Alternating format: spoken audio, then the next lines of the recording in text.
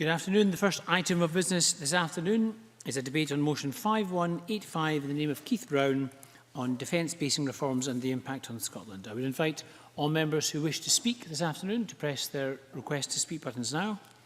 And I call on Keith Brown to speak to and to move the motion. Thank you, Presiding Officer. We have here in Scotland a long and proud history with the military, and that's a history that's embedded in our local communities. Our military sites have been a visible presence in those communities, strong recruitment grounds for the armed forces. Some have been garrisons for centuries, home to thousands of personnel and families over the years. The Scottish Government has called this debate because we believe the connection between the military and communities in Scotland is in danger of being drastically weakened, with huge social and economic consequences. I would argue also potential future consequences for recruitment for the armed forces.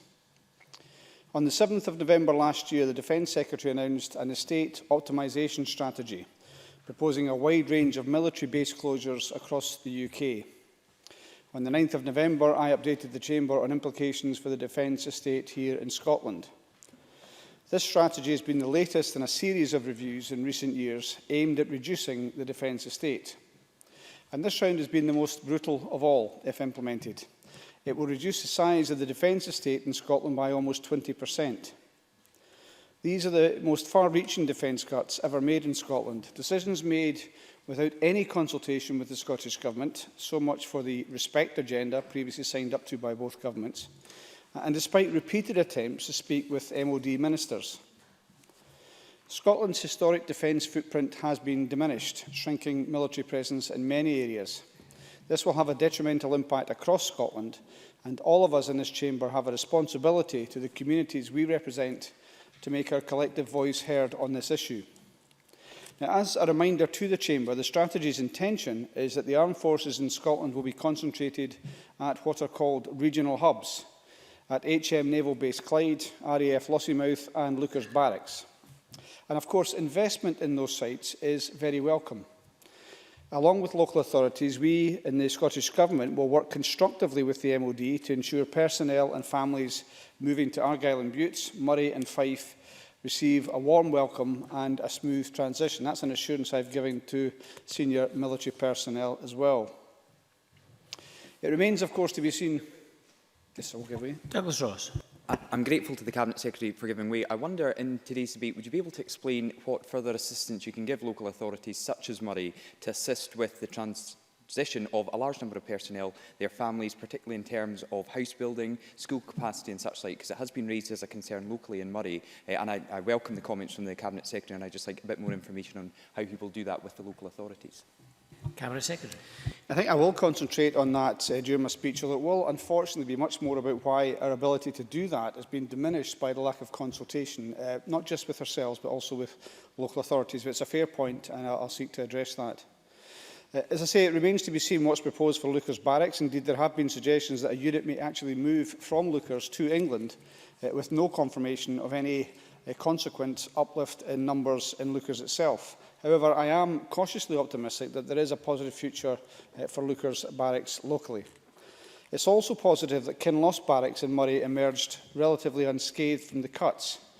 I understand that this was a borderline decision and that Kinloss's disposal was reversed at the last minute. And I do pay tribute to the Moray Economic Partnership and local elected representatives for work to argue the case for Kinloss. Now, as recently as yesterday, coming back to the point just raised by Douglas Ross, I spoke with all the local authorities involved, and Moray in particular were very concerned that the decision left Kinloss itself. How would I put it? They said they had questions over its future sustainability and the way that the decisions which had been taken would impact on the local area. They also said that unlike many other local authority areas which have been impacted by the cuts, there wasn't the same demand. These are not my words, this is the words of the leader of the council. Same demand as there may be in other areas for new housing, or the same premium in terms of new housing. So it was a different situation in Kinloss, and his major concern was the future viability and sustainability of the base. We have to ensure, and just again coming back to the point that Douglas Ross has made, that 39 Engineer Regiment is a firm part of the community in Moray, and that every effort is expended to avoid Kinloss falling under consideration in any future reviews, to go back to the point I made about future sustainability. Now, on the more negative news in the announcement, there are 8 sites proposed for disposal, 7 major sites, including Fort George at Ardasir, MOD Caledonia in Rosyth, Glencorse Barracks in Pennycook, Meadowforth Barracks in Stirling, Craigiehall Camp, and both Redford Cavalry and Infantry Barracks in Edinburgh. And most sites are intended for disposal by 2022, but with longer lead-in times for the Army to vacate Fort George and Glencorse by 2032. But withdrawal may well begin in advance to save money on maintenance or refurbishment costs for properties that the MOD intend to vacate. And there is an extent to which blight starts to occur almost as soon as these announcements are made. The MOD also proposed disposal of the Royal Marines Condor Airfield in Arbroath, and it's unclear how this will affect the base's capability or what possibilities there are for alternative use. And as with Kinloss, we must bear in mind that this review is unlikely to be the last. Chipping away at this site in Condor is a worry if it weakens viability of RM Condor in years to come. And overall, the impact on families, I suggest, is a grim one. These cuts will see the near total removal of the Army from large parts of Scotland and the end of the Royal Navy's centuries-old presence in Fife. So these closures and unit moves are far removed from the stability and certainty that the then Defence Secretary, Philip Hammond, promised personnel and families in the wake of the previous MOD basing review, which wasn't that long ago. More than half of the Royal Regiment of Scotland will be on the move. Indeed, just before Christmas last year, we also learned that One Scots, the Royal Scots Borderers, currently based in Northern Ireland, will have to move to Aldershot, their third move in a matter of years. Also, I think it will be their third, the children of the families involved, it will be their third education system in a matter of years. And constant disruption makes life difficult for families to settle and put down roots. It impedes spousal employment, something which across the chamber I think we're all very keen to see improved and increased. It causes disruption to children's education, as I've mentioned, and school moves, I think, as we all know, can have a detrimental impact on educational attainment, and families, of course, have no choice in this matter. In the case of One Scots, there will be children who will now have to go, as I've mentioned, through 3 different schooling systems, 3 different curricula. And that's unfair. It speaks volumes, in my view, that this was not a factor in decision-making for the MOD, and it didn't occur to them. From a Scottish perspective, it's bitterly disappointing that this Scottish recruited battalion has not been returned to Scotland. This might have helped families by locating them near extended families, amongst other advantages, which could, of course, assist with childcare options. Now, in light of the community impact, I established a working group with local authorities, those most directly affected. And so far, we've met twice, including the meeting I mentioned yesterday, to assess the impact and to try to agree the way forward. I'll summarise some data shared so far on closures. Fort George has been a garrison for almost 250 years and is home to 600 personnel from 3 Scots to Black Watch. Closure will devastate the local community. Estimates by Highlands and Islands Enterprise indicate that more than 700 jobs could be affected directly and indirectly. And Highland Council estimates a loss of approximately £20 million from the local economy. And look, will the member take an intervention? I will do. Edward Mountain. Thank you for taking an intervention. Well, I understand the point you're making about the economy. Could you also bring into account the retention problems that the Black Watch are having based in Fort George, based on the fact that the soldiers don't necessarily want to be based there, and that is causing problems for that regiment particularly?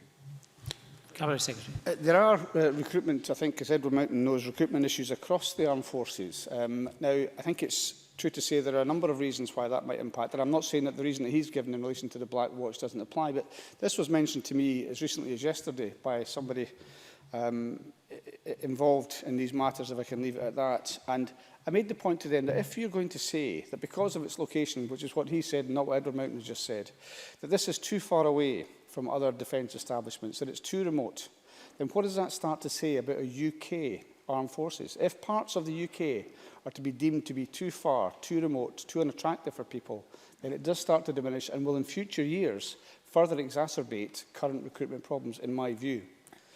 As I say, Highland Council estimate a loss of approximately £20 million from the local economy, and local school provision may be affected. Highland Council, I should say, just to be explicit, oppose this closure.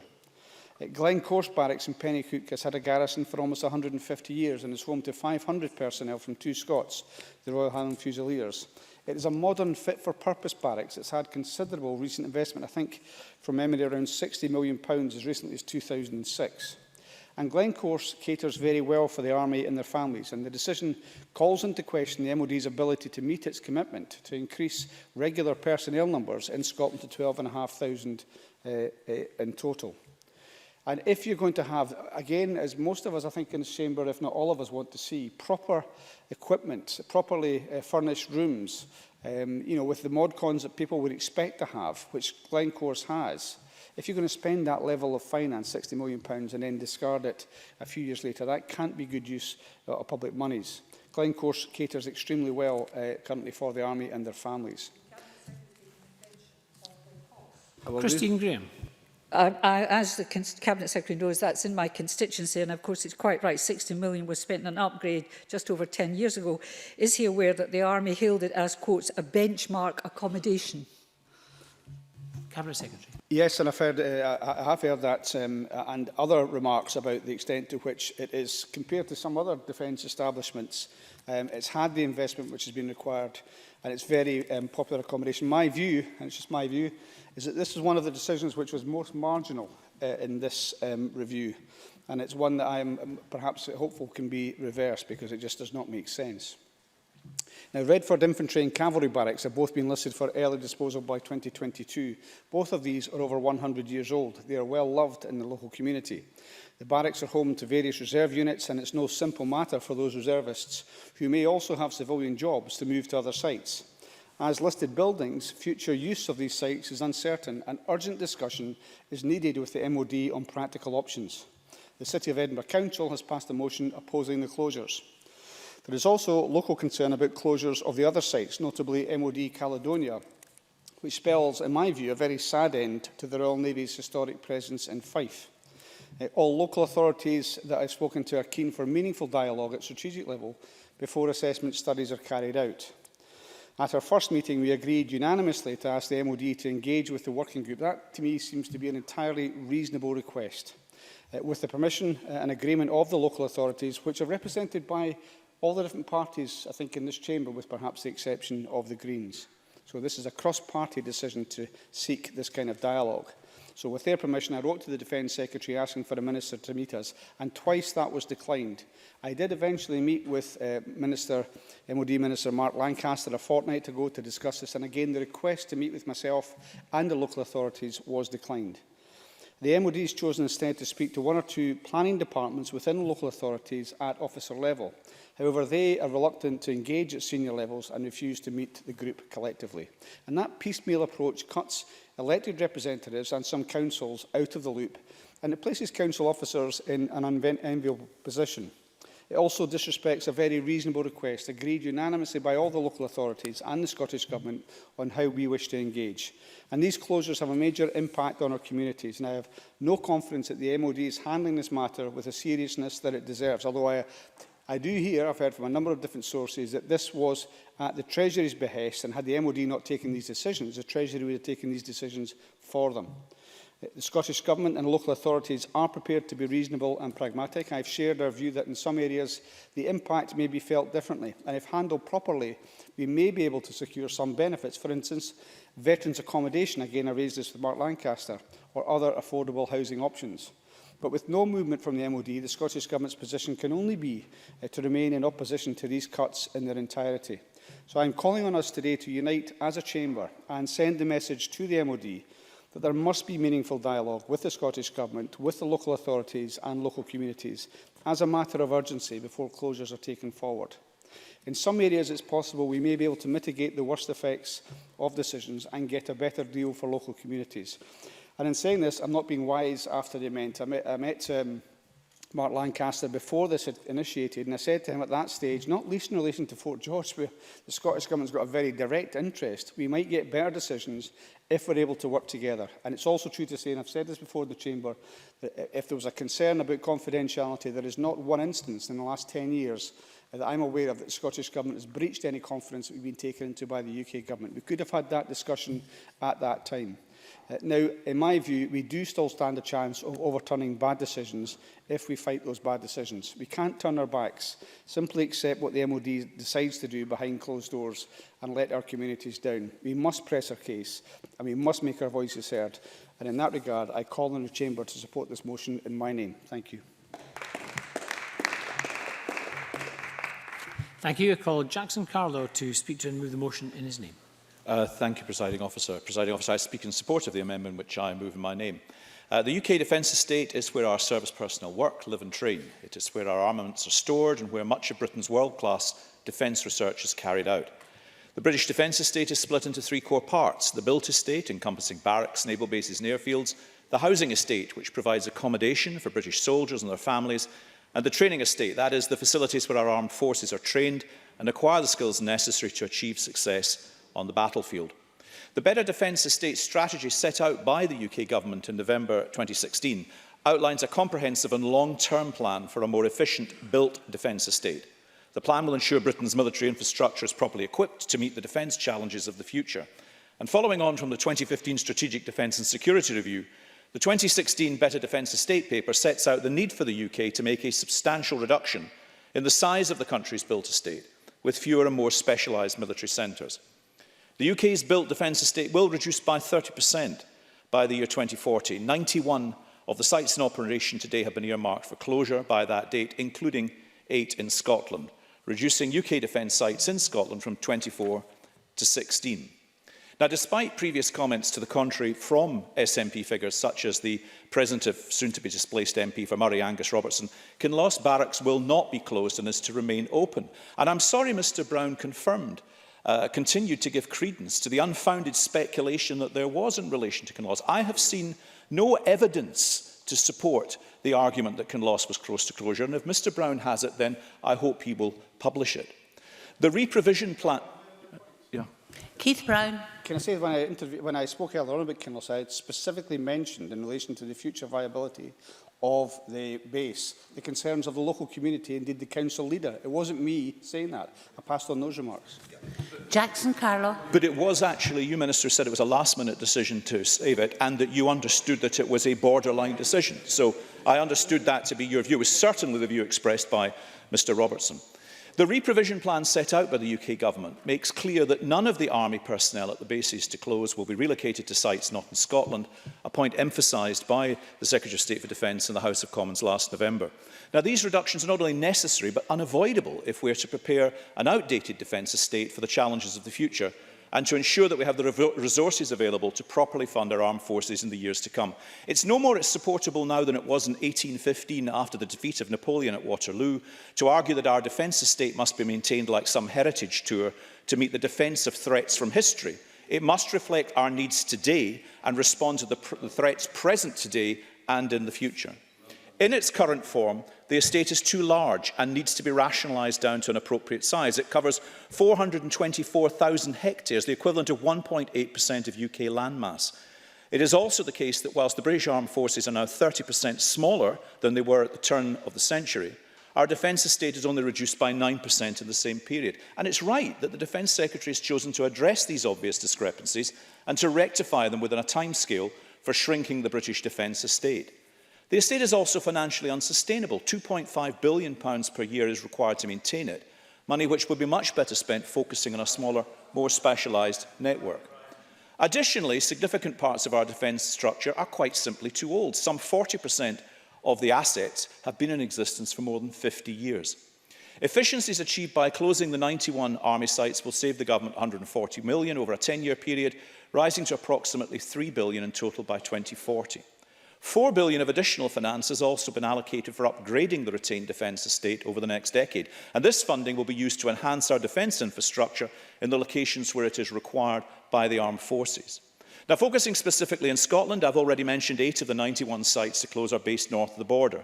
And whilst we all understand the concerns raised about the impact these closures will have on local communities in Scotland, the Defence Secretary has given the commitment to consult with the relevant local authorities on the changes where appropriate with the Scottish Government. And I heard what Mr Brown said, and I thought his words were measured, and I hope they will be heard. And I do hope that that cooperation and consultation will take place. But it hasn't been helped by the Scottish Government setting itself in opposition to everything that is proposed right up at the front. It is also important to note that the reductions taking place in the UK's built defence estate in Scotland are not as large as the reductions taking place in the UK as a whole. In terms of acreage, the average UK defence presence within the country will decrease by 30% compared with 19% in Scotland. And at the macro level, the UK defence estate in Scotland is to be consolidated into 3 main bases of operation: the Royal Naval Base in the Clyde, RAF Lossiemouth and Lucas Station.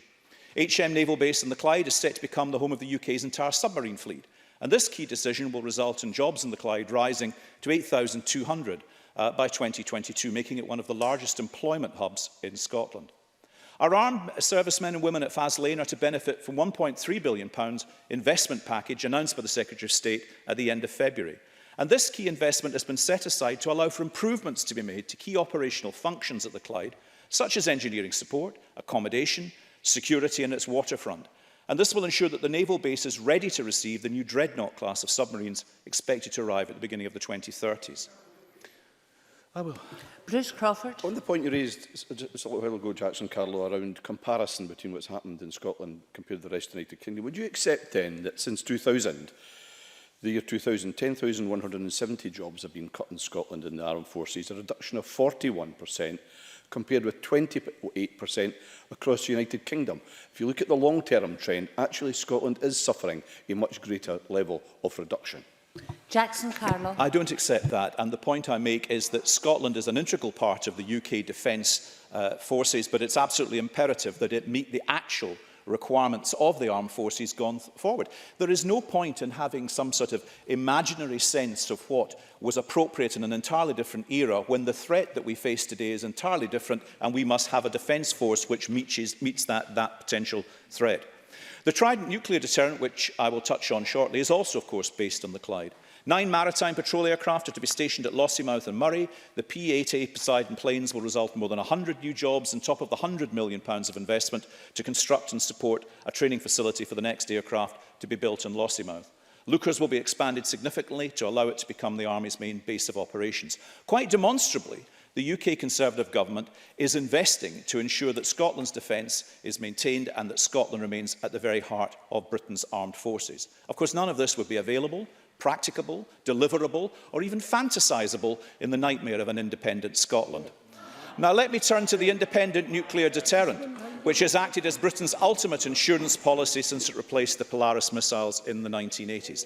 Predictably, the SNP have attempted to use the defence estate reforms as yet another opportunity to drive a wedge between Scotland and the rest of the UK and to argue against the vital importance of Trident to our defence capability. And during the defence estate debate at the House of Commons last year, the SNP defence spokesman at Westminster described Trident as an obsession which is swallowing up more and more of the defence budget. Now, not only to do so are those comments create a misleading image about the proportion of government spending taken up by Trident, but they fail to recognise the proven importance that these weapons play in defending our country. And in terms of cost, the financial outlay for the successor Trident submarines amounts to only 0.2% of the total annual spend by the UK government. 20 pence in every £100 of government spending on defence is represented by the Trident programme. Indeed, rather than being an overbearing burden on government finances, the amount of money being spent to renew Trident provides further evidence in support of the decision of the House of Commons last summer. In an increasingly uncertain international environment, with a revanchist Russia upgrading its nuclear capacity, and with North Korea conducting nuclear tests on a seemingly endless basis, staging military parades, displaying military hardware with all the finesse of a despotic comic regime drawn by Hergé, it is critical for Britain to retain the Trident nuclear weapons system. A system, no less, that works 24 hours a day, 7 days a week, and 365 weeks per year, protecting Scotland through the effectiveness of deterrence. To include, Presiding Officer, the UK Defence Estate strategy will concentrate UK military bases in Scotland into a leaner, sharper and more efficient force. It will equip our armed forces for the threats they may face in the future and provide them with the tools to respond to such threats in the most effective manner. The extensive defence investment in Scotland by the UK Government, such as the additional resources for HM Naval Base on the River Clyde and for RAF Lossiemouth and Murray, along with the renewal of Trident, are profound examples of the military benefits of Scotland gains from being part of a wider United Kingdom, and highlights that the realm of defence we are arguably better served by remaining British. So if I may paraphrase the First Minister, Scottish ministers debate while UK ministers deliver. You whinge as a Scottish Government while the UK Government protects the nation. I now call on David Stewart to speak to and move Amendment 5185.1. Around 8 minutes, please, Mr Stewart. Thank you, Presiding Officer. A little more than 7 years ago, I opened a members' debate to discuss concerns about the possible closure of RAF Kinloss. The campaign was a cross-party one and was supported by all the party leaders then, Alex Salmond, Annabel Goldie, Tavish Scott and Ian Gray. I argued then, and I argue today, that armed forces personnel have a social covenant with our country at times of peace and at times of war. And during times of conflict, I always remember the lines from John Maxwell Edmonds, which are repeated every Remembrance Sunday across Scotland and beyond. When you go home, tell them of us and say, for their tomorrow, we gave our today. Now, the social covenant was best illustrated to me 25 years ago when the American naval base in Dunoon closed, with a loss of 1,500 American personnel. The local community rallied round and set up a dynamic economic committee that received European and government funding support to diversify the economy and provide new jobs. And like probably most members present, my interest in this debate this afternoon is personal. My father did his national service with the RAF at Kinloss as a fresh-faced 18-year-old nearly 70 years ago. And during the last year of school in the Highlands, I seriously thought, like Jackson Carlo, about joining the RAF, but instead chose the less hazardous conflict zone that comes with a career in politics. But during my time in Westminster from 1997, I relished the opportunity to serve with the RAF for 2 terms as part of the Armed Forces Parliamentary Scheme, and I welcome, Presiding Officer, the setting up of the Scottish scheme this week, and I hope that members from across the Chamber will volunteer to take part in the scheme in Scotland. But during my involvement with the Westminster scheme, I had direct experience of RAF Kinloss and RAF Lossiemouth, as well as a memorable week in Basra in Iraq, which I can speak at some other time about. I flew in a Tornado fast jet, a Nimrod maritime aircraft, a Sea King search and rescue helicopter. But on my last day with the RAF, the Sea King I was involved in had to attend an emergency in Glencoe, and I vividly remember flying a few hundred feet above Loch Ness on the way to Glencoe and observing at first hand the bravery, expertise and professionalism of the pilots and the winch crew as they saved the life of a young Swiss mountaineer who had fallen and suffered severe facial injuries. Now, my experience was a brief snapshot, but it gave me tremendous admiration for the armed forces and indeed veterans as well. Now, Fort George Army Barracks within my region and minutes from my home, as we've heard from the Cabinet Secretary, is scheduled to be closed by the UK Government in 2032. And members may know that Fort George was designed by Major General William Skinner and opened in 1769, and it's remained an army base ever since. And as we've heard from the Cabinet Secretary, it's home to the Black Watch, and it supports 700 jobs and contributes 16 million to the economy each year. But the original decision to close Fort George led to a storm of outrage in the local community, and the high-profile campaign was spearheaded by the actor Hugh Grant, whose grandfather once served as the commanding officer there. But Major General Alistair Dixon, who's the Director of Army Basing, conceded there was a lot of emotion around the Black Watch leaving, and he said, the closure of a base like Fort George is incredibly sad. He said that in the Times in November 16. Now, of course, the base closure is a real blow to the defence footprint in Scotland and the Highlands in particular. And in my view, Ministry of Defence bases are excellent recruiting sergeants, and there must be a real risk that base closures will hit future recruitment. Now, close regional connections have always existed between Scottish sailors, between Scottish soldiers and airmen, and the places they were trained and recruited. And as Times journalist Magnus Linklater said, and I quote, "The fierce loyalty to their own localities was felt every bit as deeply by Scottish troops in Afghanistan and Iraq as it was in Ypres or the Somme. The loss of that close and enduring link will steadily erode the emotional attachment so important to military morale as it's bound to have an effect on recruitment." Could I just finish one point and I'll take the member in? Presiding Officer, Labour will be supporting the Scottish Government's motion at 5 o'clock, and our amendment recognises the crucial economic and social contribution of military bases in Scotland, both in the direct spend by armed forces personnel, but also by the multiplier effect on local businesses. Look no further than the effect of Fort George on the economies of Ardersier and Inverness, and I'm happy to give way to Mr Stevenson. Stuart Stevenson. I'm obliged to Mr Stewart. Is Mr Stewart aware of the perverse effects of the capita contract that the Tories have let for recruitment? That to enable capita to meet the targets that are in the contract, they are actually having to divert people who come forward in Scotland wishing to join Scottish regiments to regiments based elsewhere in the UK, decisively damaging that very valuable connection there is between local communities and people who, by connections historically and emotionally to local regiments, are no longer being permitted to join them. David Stewart. Thank you, President. I agree with the points Mr Stevens has made. In fact, it reminded me that I was just reading about that very point in Hansard earlier today. It's an excellent point. I would endorse the point he makes. So our amendment calls on the UK Government to halt all and any base closures until it has prepared and consulted on full economic assessment and employment diversification plans. Now, Presiding Officer, when we debated this the issue about RAF Kinloss 7 years ago, I pointed out that High had commissioned an independent economic impact analysis, and that showed that both Murray's RAF bases at the time supported more than 5,500 full-time jobs, 16% of all full-time employment in Murray, and the economic impact would involve a loss of more than 155 million a year. Now, the report itself concluded by saying, and I quote again, "It is clear that the economy and population of Murray are heavily dependent on the RAF, more so than any other region of the UK."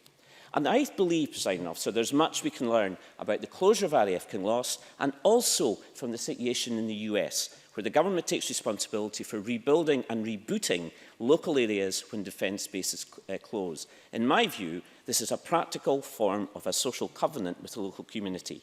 We're calling for that covenant in Scotland. So when military bases are scheduled to close, we must use all available economic levers to attract inward investment, to stimulate local business initiatives and to offer redundant military and civilian staff retraining and support.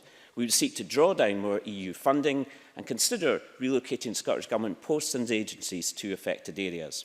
Now, the loss of any military base is a blow for the local area, but in my region, losing Fort George after the closure of RAF Kinloss is a body blow. I believe we must honour the covenant with armed forces, but the social covenant with the communities who are plunged into economic uncertainty and instability by the closure of bases that become central to their existence.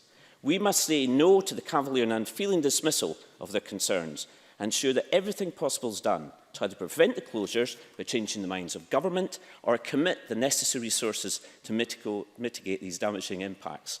To conclude, Presiding Officer, to paraphrase the late Canon Keenan Wright, what if the UK Government say yes, Fort George should close, and they are the government, but the Highlands say no, and they are the people?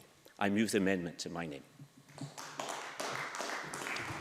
We now move on to the open session. Speeches of around 7 minutes, please. We do have some time in hand, so I can allow extra time for interventions. I call Gordon MacDonald to be followed by Maurice Golden. Thank you, Presiding Officer. Since my election in 2011 as the MSP for Edinburgh Pentlands, the 3 army bases in my constituency, Dreghorn, Redford Cavalry and Redford Infantry Barracks, have been under constant review. The Army has been part of the local community in Colinton for over 100 years, supporting local schools, businesses and the post office. Without the Army families, the viability of a large range of facilities from Colinton to Oxgangs will be called into question, and the concern is that the area could become like a ghost town.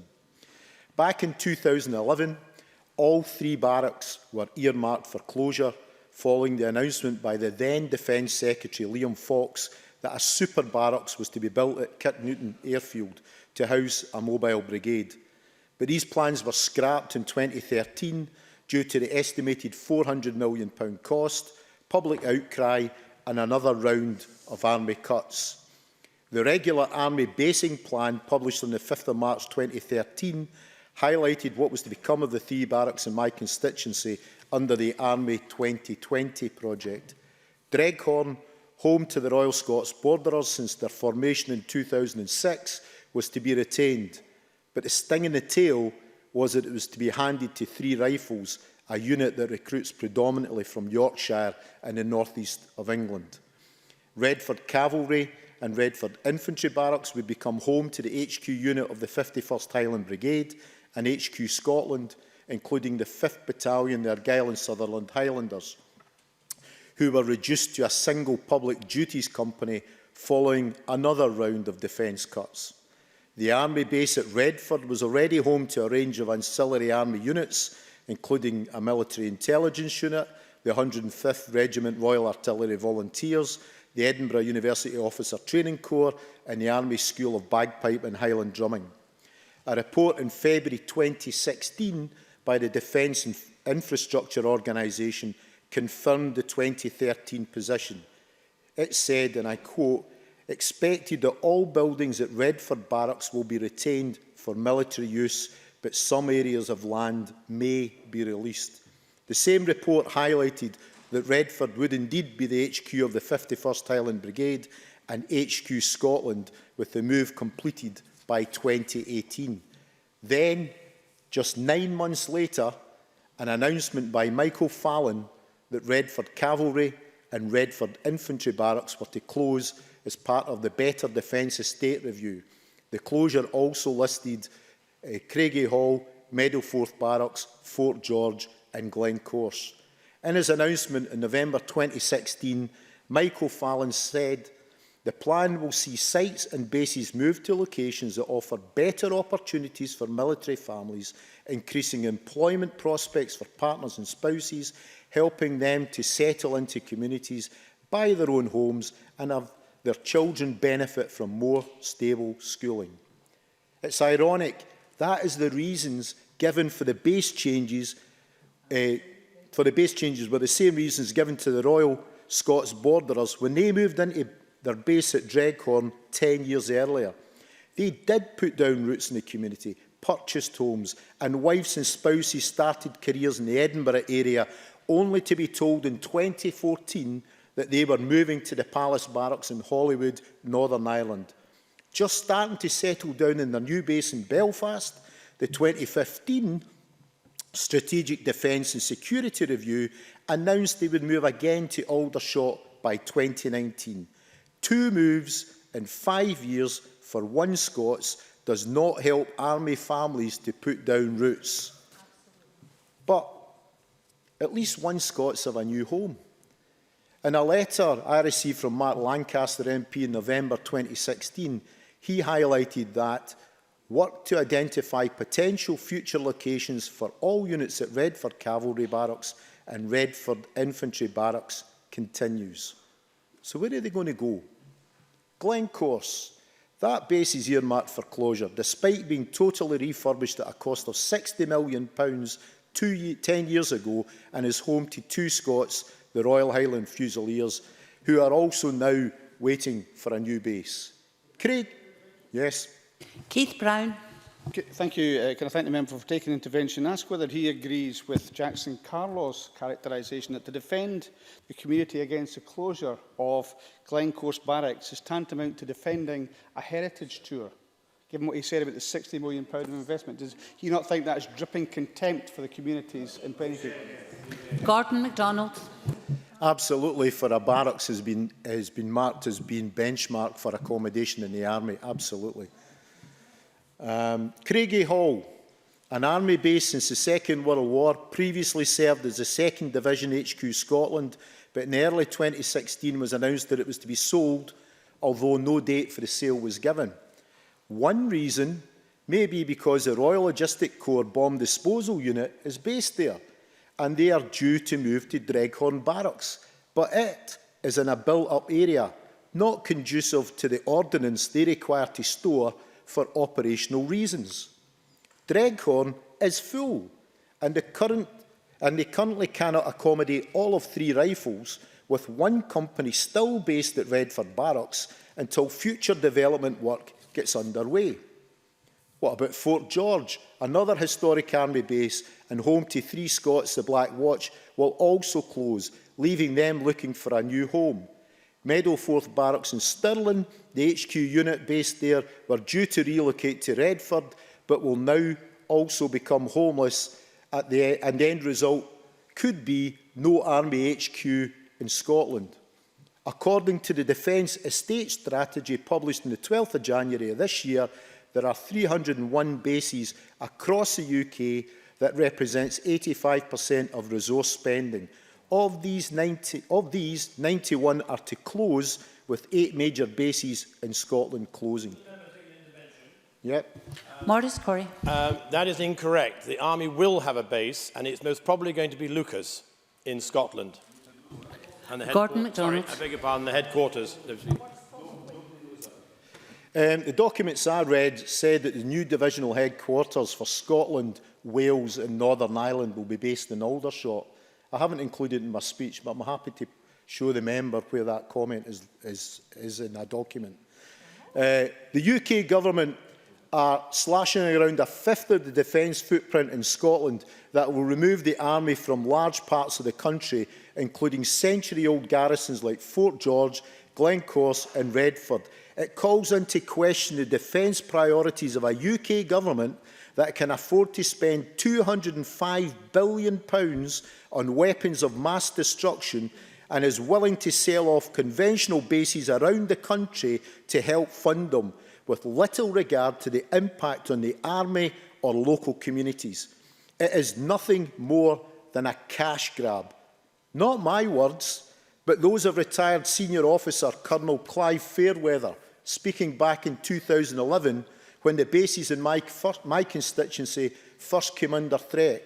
He accused the Ministry of Defence of only being interested in trying to make a quick buck and not in providing proper army accommodation. Clearly, the MOD has changed its mind on a number of occasions regarding the Edinburgh Garrison's accommodation, and it is still not too late for them to revert back to the regular army basing plan published back in 2013 and only revoked late last year.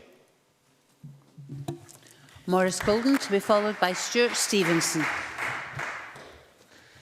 Thank you, Deputy Presiding Officer. Firstly, can I start today by recognising Scotland's historic and ongoing contribution to our defence of our nation and upholding freedom and democracy across the world. I would like to pay tribute to the men and women who serve across all branches of the military and recognise the sacrifices that they make in order to keep us safe, and it is important that as politicians we must always remember that freedom does not come free. It does sadden me to see the forthcoming closures of a number of Scottish defence bases and the impact that this will have on the communities that these are situated in. However, our military leaders have made it clear that we need to modernise and consolidate our defence estate to make it fit for the 21st century. I know from spending time in British military camps across the UK, in Barry-Budden and Cameron Barracks in Warkop, Allenbrook and Sennybridge, that bases are often underutilised and that investment in infrastructure is currently spread too thinly. That's why we need this process of modernisation and consolidation. Let me be clear about what I would like to see. I want to see British defence infrastructure investment continue here in Scotland. I want to see the tens of thousands of direct and indirect jobs linked to the military in Scotland secured. I want to see the long-term viability of the defence estate in Scotland. And I want to see Scotland's role maintained as a central cornerstone of the British Army and in the defence of our nation. And despite the conjecture that we've heard from the SNP, we are seeing Scotland at the fulcrum of the British Army. In February, the Defence Secretary confirmed £1.7 billion of additional funding for military bases in Scotland. Faslane is the second biggest single-site employer in Scotland after the Queen Elizabeth University Hospital in Glasgow. Direct employment at the base is currently around 6,500, with more thousands dependent on the base for jobs through the supply chain. Furthermore, from 2020, all 11 Royal Navy submarines will be based on the Clyde at Faslane, seeing the number of people directly employed at the base rising to 8,200. These are jobs that are vital to communities and families in the region that I represent. David Stewart. I thank the member for giving way. Does the member share my view it's important we also support British industry? And does he regret, therefore, the decision to scrap the Nimrods, which were made in Britain, and that we've now buying maritime aircraft built in the States? Maurice Golden. We certainly do need to support a British industry, and one of the ways that we can do that is by encouraging the defence sector here in Scotland. That offers lots of opportunities for highly skilled, highly paid jobs, and if we're going to ensure that defence as a sector continues to thrive, then that's going to be something that's key. So we do want more of those types of jobs linked to Scotland. They're good for the economy and they should be part of the UK industrial strategy going forward. Now, an economic analysis of the Scottish defence sector by the Fraser of Allender Institute revealed that almost 6,000 jobs and £162 million in wages are supported by BAE's yards on the Upper Clyde. Almost 4,000 jobs and £150 million in wages are supported by the Rosyth Dockyard in Fife, and for every job on the Clyde, there is 1.18 jobs supported across the wider Scottish economy. And Scots serving in the British Army have also made it overwhelmingly clear that they have no desire to serve in anything other than the British Army. We've heard a lot today from the SNP about their opposition to these closures. So what is their position on the military in an independent Scotland? Well, I've got what you've said previously, but I'll happily take an intervention just to circumvent some of that. Keith Brown. Can I thank the member for taking the intervention? He said that the SNP have said that we are opposing the closures. Can you just make clear, because he started off by saying he regretted these closures, do you oppose any of these closures or do you support them all? Maurice Golden. It was the wrong point of intervention, but nevertheless, Mr Brown, I am sad to see the closures, but I recognise that we have to have a modern, fit-for-purpose building infrastructure to support a modern, fit-for-purpose army, and that is required, however unfortunate it is. Now, in the 2014 White Paper on Independence, the SNP said an independent Scotland would, and I quote, inherit a share of existing UK defence assets, giving us most of the equipment we need to establish Scotland's defence forces. But last month, we heard from the SNP's defence spokesman that an independent Scotland would start from scratch.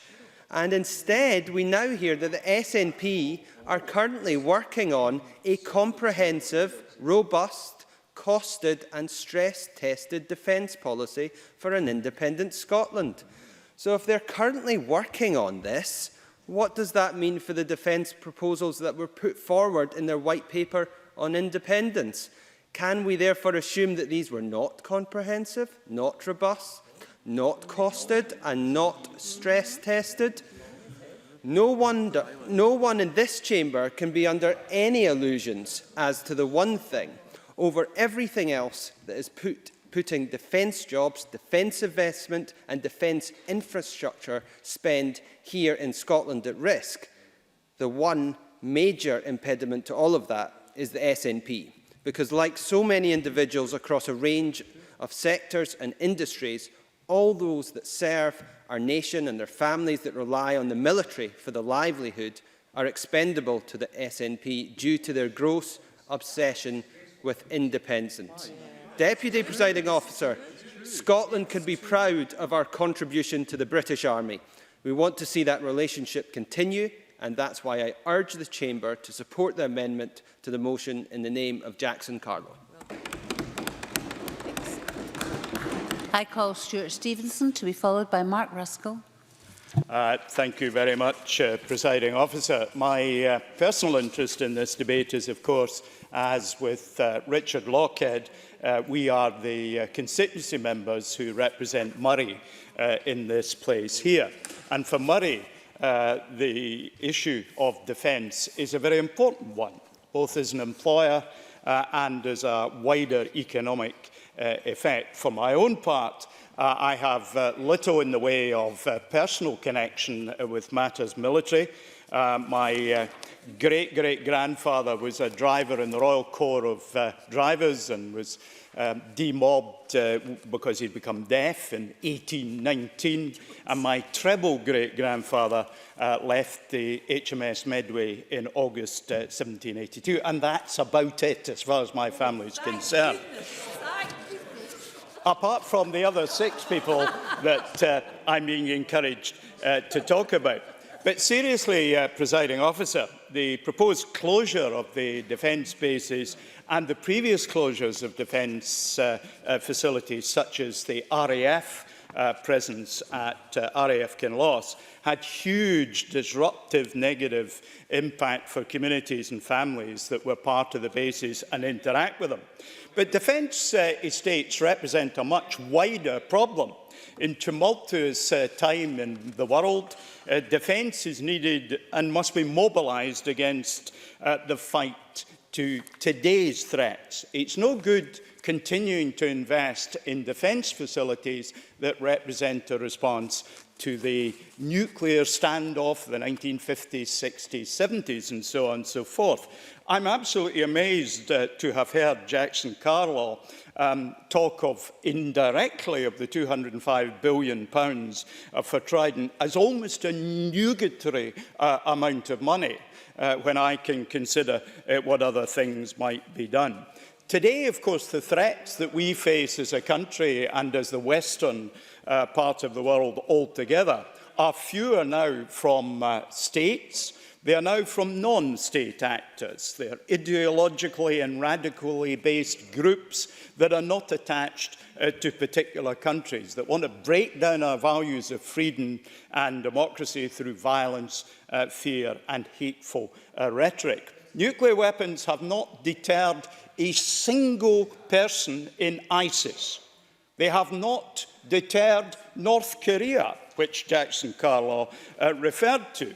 At the end of the day, we have to not only look at the effect on the bases here, but at the underlying military principles that are driving this, as well as, of course, the dark hand of the UK Treasury. We need effective defence, of course we do, but cutting bases simply to save money doesn't address the issue of defence in the modern world. We've got to make changes. Of course we do. In fact, the reference was made to the Battle of Waterloo. In the aftermath of that, the army was cut to a third of its size in the 3 or 4 years after the Battle of Waterloo.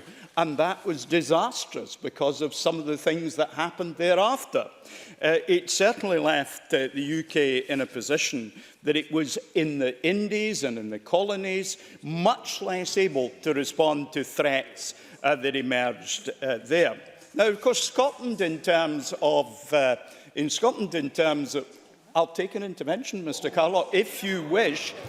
Jackson Carlaw. Well, I'm prepared to accept Mr Stevenson may have been at Waterloo. I mean, to suggest that the reduction in the armed forces after Napoleon was defeated led to some immediate crisis for Britain's influence across the world thereafter is absolute nonsense. It was 50 years later before the threats Mr Stevenson is alluding to emerged. Of course it was the right thing to do. Defence forces must meet the threat. And although he talks about ISIS today, he can't know what the threats in the next 40 years are going to be.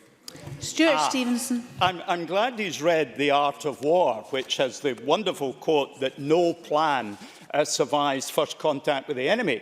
And it is precise, and this is where I will agree with Jackson Carlaw, that we don't know what the threat might be next week, next year, or in 5 years' time. That is why we need flexibility and diversity in our defence provision, which is obviated by our committing huge proportions of our defence expenditure to a weapon that is incapable of being deployed, i.e. Trident.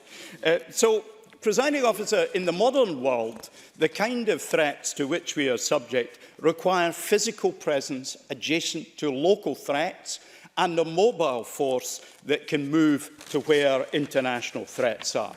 In terms of the north of Scotland, the Moray Firth, we've twice in the last 5 or 6 years seen the Kuznetsov, the biggest military ship in the Russian Navy, moored within so close in to off Banff that we could see people with a naked eye, and I normally wear glasses, without my glasses, walking on the deck of the aircraft carrier. That's how close they were in.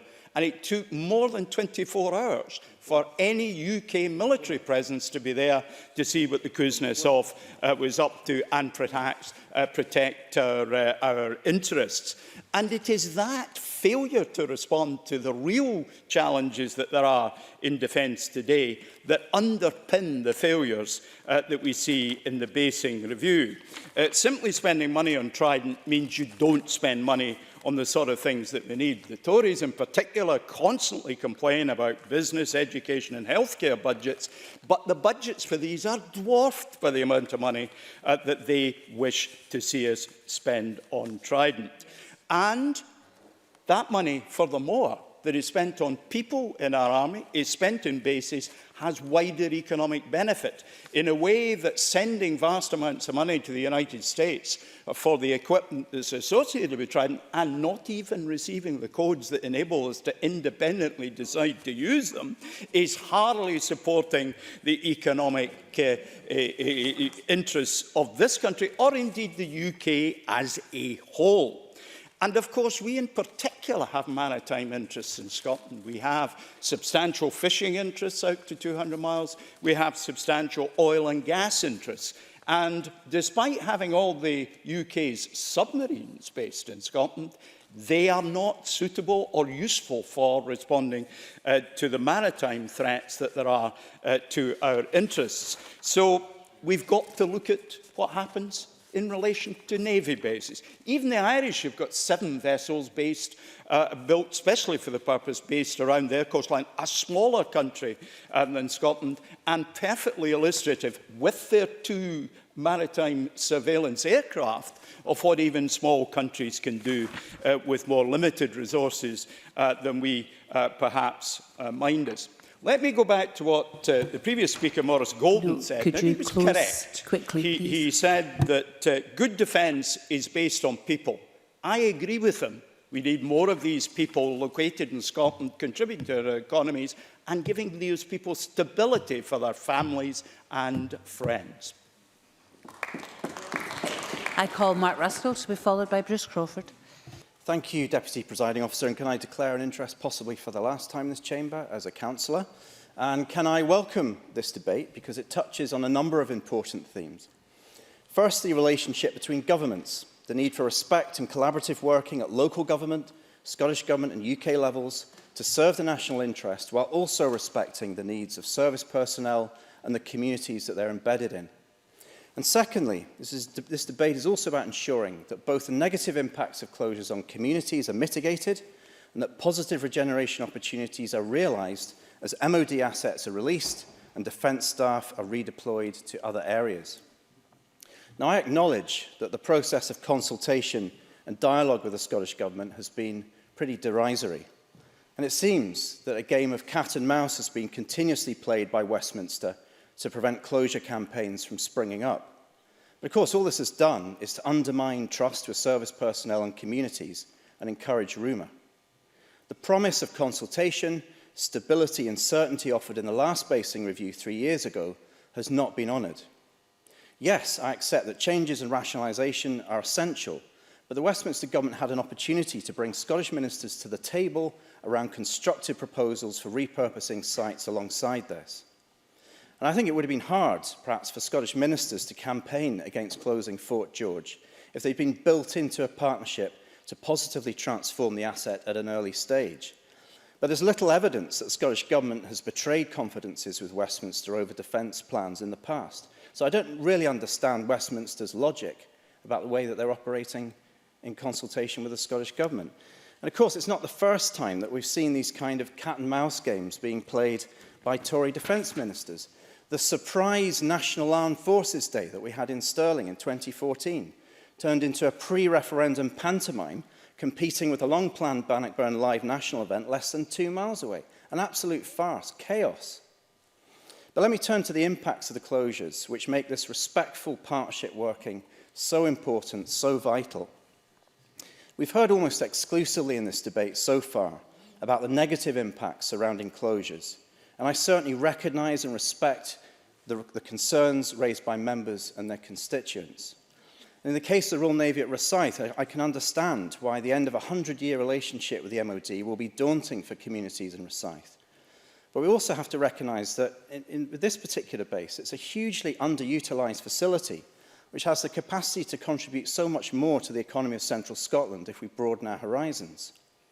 Building and maintenance of commercial ferries, the development of a freight port and reintroduction of passenger ferries, the creation of facilities for use in North Sea decommissioning, all have the potential to provide livelihoods at Rosyth for generations to come. And in many cases, freeing up land and assets that have previously served as military garrisons will meet the very real needs of communities today. And these assets could be transferred to Scottish ministers or councils under city deals, for example. There's already precedent for this in England, where 5 major sites have been transferred to the Homes and Communities Agency for housing that people desperately need. Now, my colleague Andy Whiteman has already raised the possibility of Redford Barracks in Edinburgh being repurposed for housing. I mean, there are pressures in that constituency. Families need homes. But let me raise another exciting opportunity at Forthside in Stirling, because the MOD has been in the process of moving out of Forthside now for decades. This once vibrant ancient port connected the city to the River Forth and the trading routes of Europe, but for generations citizens were barred from entry by the MOD as the area fell into ruin and disrepair. The release of land and buildings here has enabled some regeneration to occur already, and the city deal for Stirling and Clackmannanshire that the Cabinet Secretary will be well aware of will bring focus to a range of exciting projects, including a dynamic hub for third sector organisations and a national centre for building conservation. But I believe that the missing piece in this regeneration is the Meadowforth Barracks and the Vehicle Maintenance Depot, a sprawling industrial site right in the heart of the city, a brownfield site that's in public ownership next to rail and bus stations and is zoned for housing in the local development plan. Now, the Scottish Government has in recent years been pushing councils to find extra land for housing, and this has played into the hands of developers who land bank premium greenbelt land for executive housing that communities don't want and most families can't afford. But here we have a site that ticks all of the boxes, meeting much of the need for high quality, high density, mixed affordable housing right in the heart of the city centre. It even has the potential to feed into local plans for a district heating network managed by a municipal energy company that are already underway. So I welcome the future for this site. And while I hope the jobs can be retained in Scotland in some way, I will not miss the other use of this site as an overnight lorry park for Trident nuclear warhead convoys, because the sight of nuclear warhead convoys parked up behind a flimsy fence next to a multiplex cinema in a city centre, I have to say is one of the most surreal sights in 21st century Scotland and a disaster movie waiting to happen. Presiding Officer, this defence basing review will cause communities pain. There may be communities who also emerge as winners too, such as Lucas. But the Westminster and Scottish governments must step up together with councils and realise the positive economic and social opportunities that come from turning barracks into homes and swords into ploughshares. I call Bruce Crawford to be followed by Mike Rumbles. Presiding Officer has already heard that the announcement in November 2016 by the Secretary of State Defence will reduce the defence estate in Scotland by around 20%, and that will have a significant impact on many areas of Scotland, from Fort George and Inverness to the Redford Barracks in Edinburgh. Communities will feel the impact both socially and economically. Indeed, this is true in my own constituency. The Meadowforth Barracks, currently occupied by the headquarters for the 51st Brigade and Army Scotland, the Joint Supply Chain Services and the important Defence Support Group at Forthside will see 172 military and 4 civilian jobs relocated or reassigned by 2022. Meadowforth Barracks have been listed for disposal, but as far as I'm aware, no clarity yet exists on where the Army personnel will go. The supply chain services and the important Defence Support Group activity will be moved to Lucas.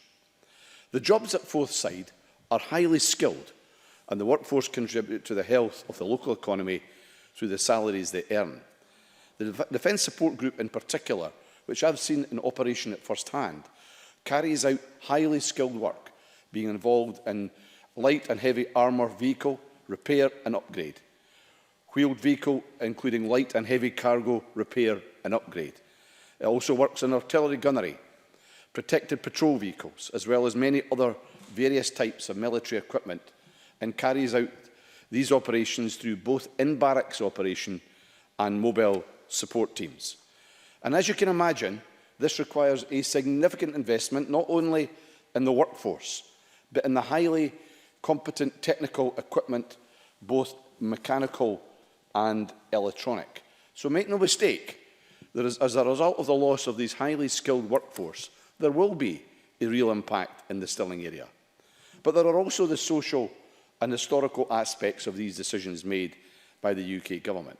I say this because there is a huge connection in the Stirling area between the military and the city, and there will be a great sadness over the closures. It will bring to an end a long and historic direct connection between Stirling and the military. And you know, these things actually do matter.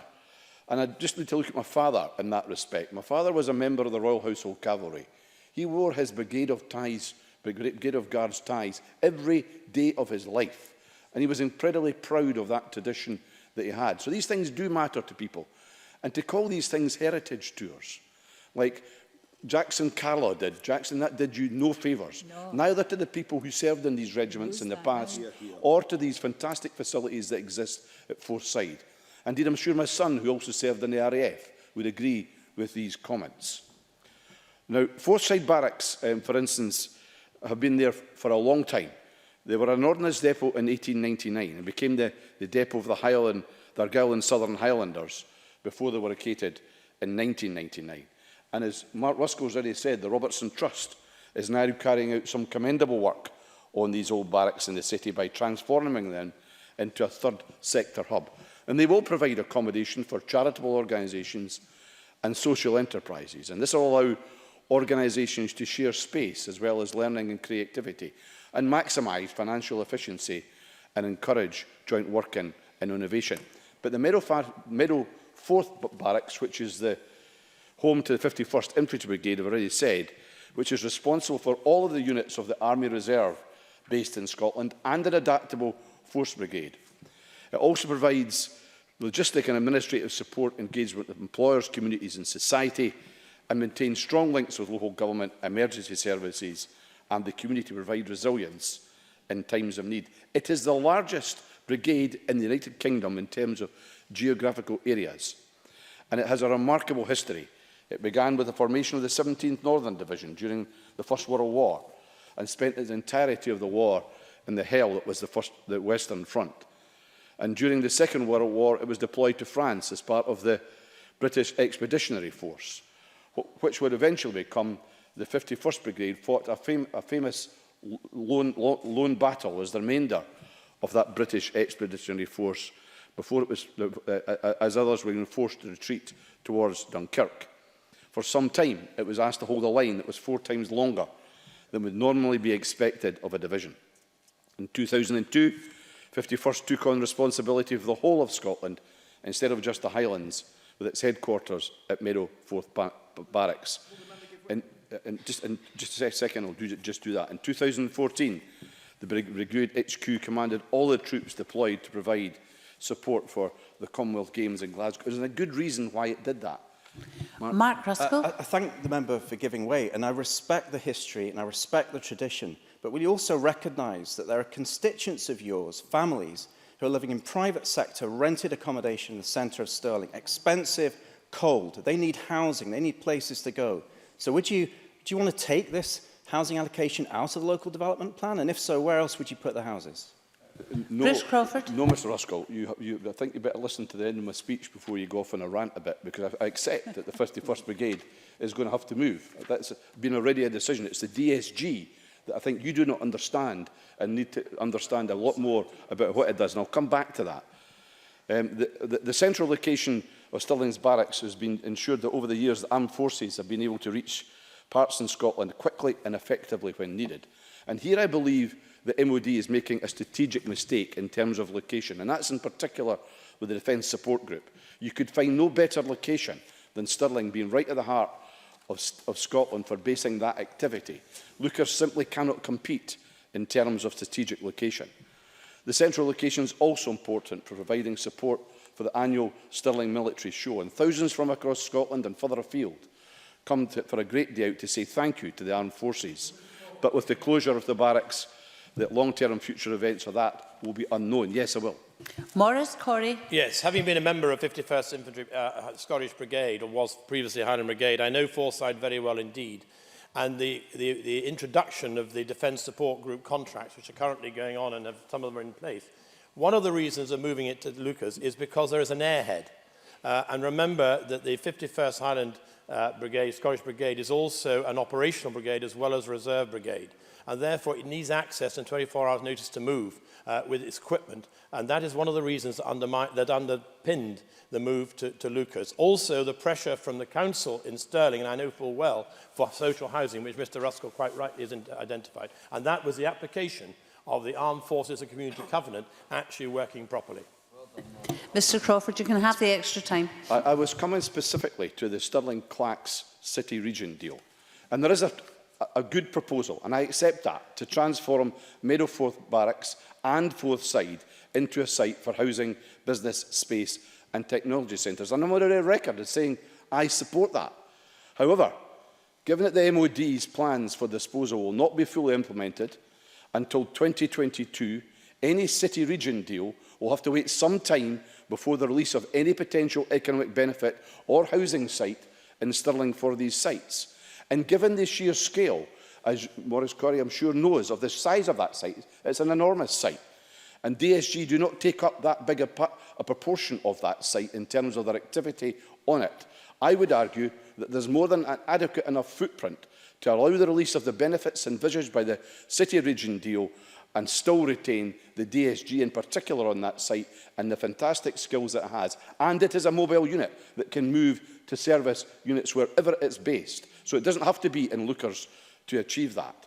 So I'm not, unlike others, I'm not going to give up on trying to hold the DSG in particular in Stirling City, because I think it's located in the right place and it brings amazing skills to our part of the world. Now, some of the language used by my Tory colleagues, particularly Maurice Golding today, who accused the SNP of making the armed forces expendable, I think was quite a disgraceful thing to say. And, you know, actions often talk louder than words. And I remember very clearly during the Iraq War, soldiers on the front line being sent P45s by the UK government while they were fighting for their country. That's what you call expendable. So don't you dare accuse us of that here in this chamber. Can I just remind all members before we move on that you're not having conversations with each other and should always speak through the chair. Thank you very much. I call Mike Rumbles to be followed by Marie Todd. Deputy Presiding Officer, I hope that I can bring a particular perspective to this debate this afternoon, as I've had the great privilege to serve for 15 years in the Army before I became embroiled in Scottish politics. Indeed, after graduating from the Royal Military Academy at Sandhurst, my very first posting was to the Scottish Infantry Training Depot at Glencorse Barracks. And I spent 2 years there training our infantry soldiers before they joined our 7 infantry regiments. Yes, those were the days when we had 7 infantry regiments in Scotland. And if I can just gently say to Stuart Stevenson, who are obviously away from the chamber at the moment, but I'm sure he can read the official report, I have to say that there is nothing new in the idea that Scottish recruits are being sent to join English regiments, infantry regiments, and vice versa. In my time, there were many English and Welsh and indeed Commonwealth recruits to the Scottish infantry at Glencorse and others. So it's absolutely nothing new.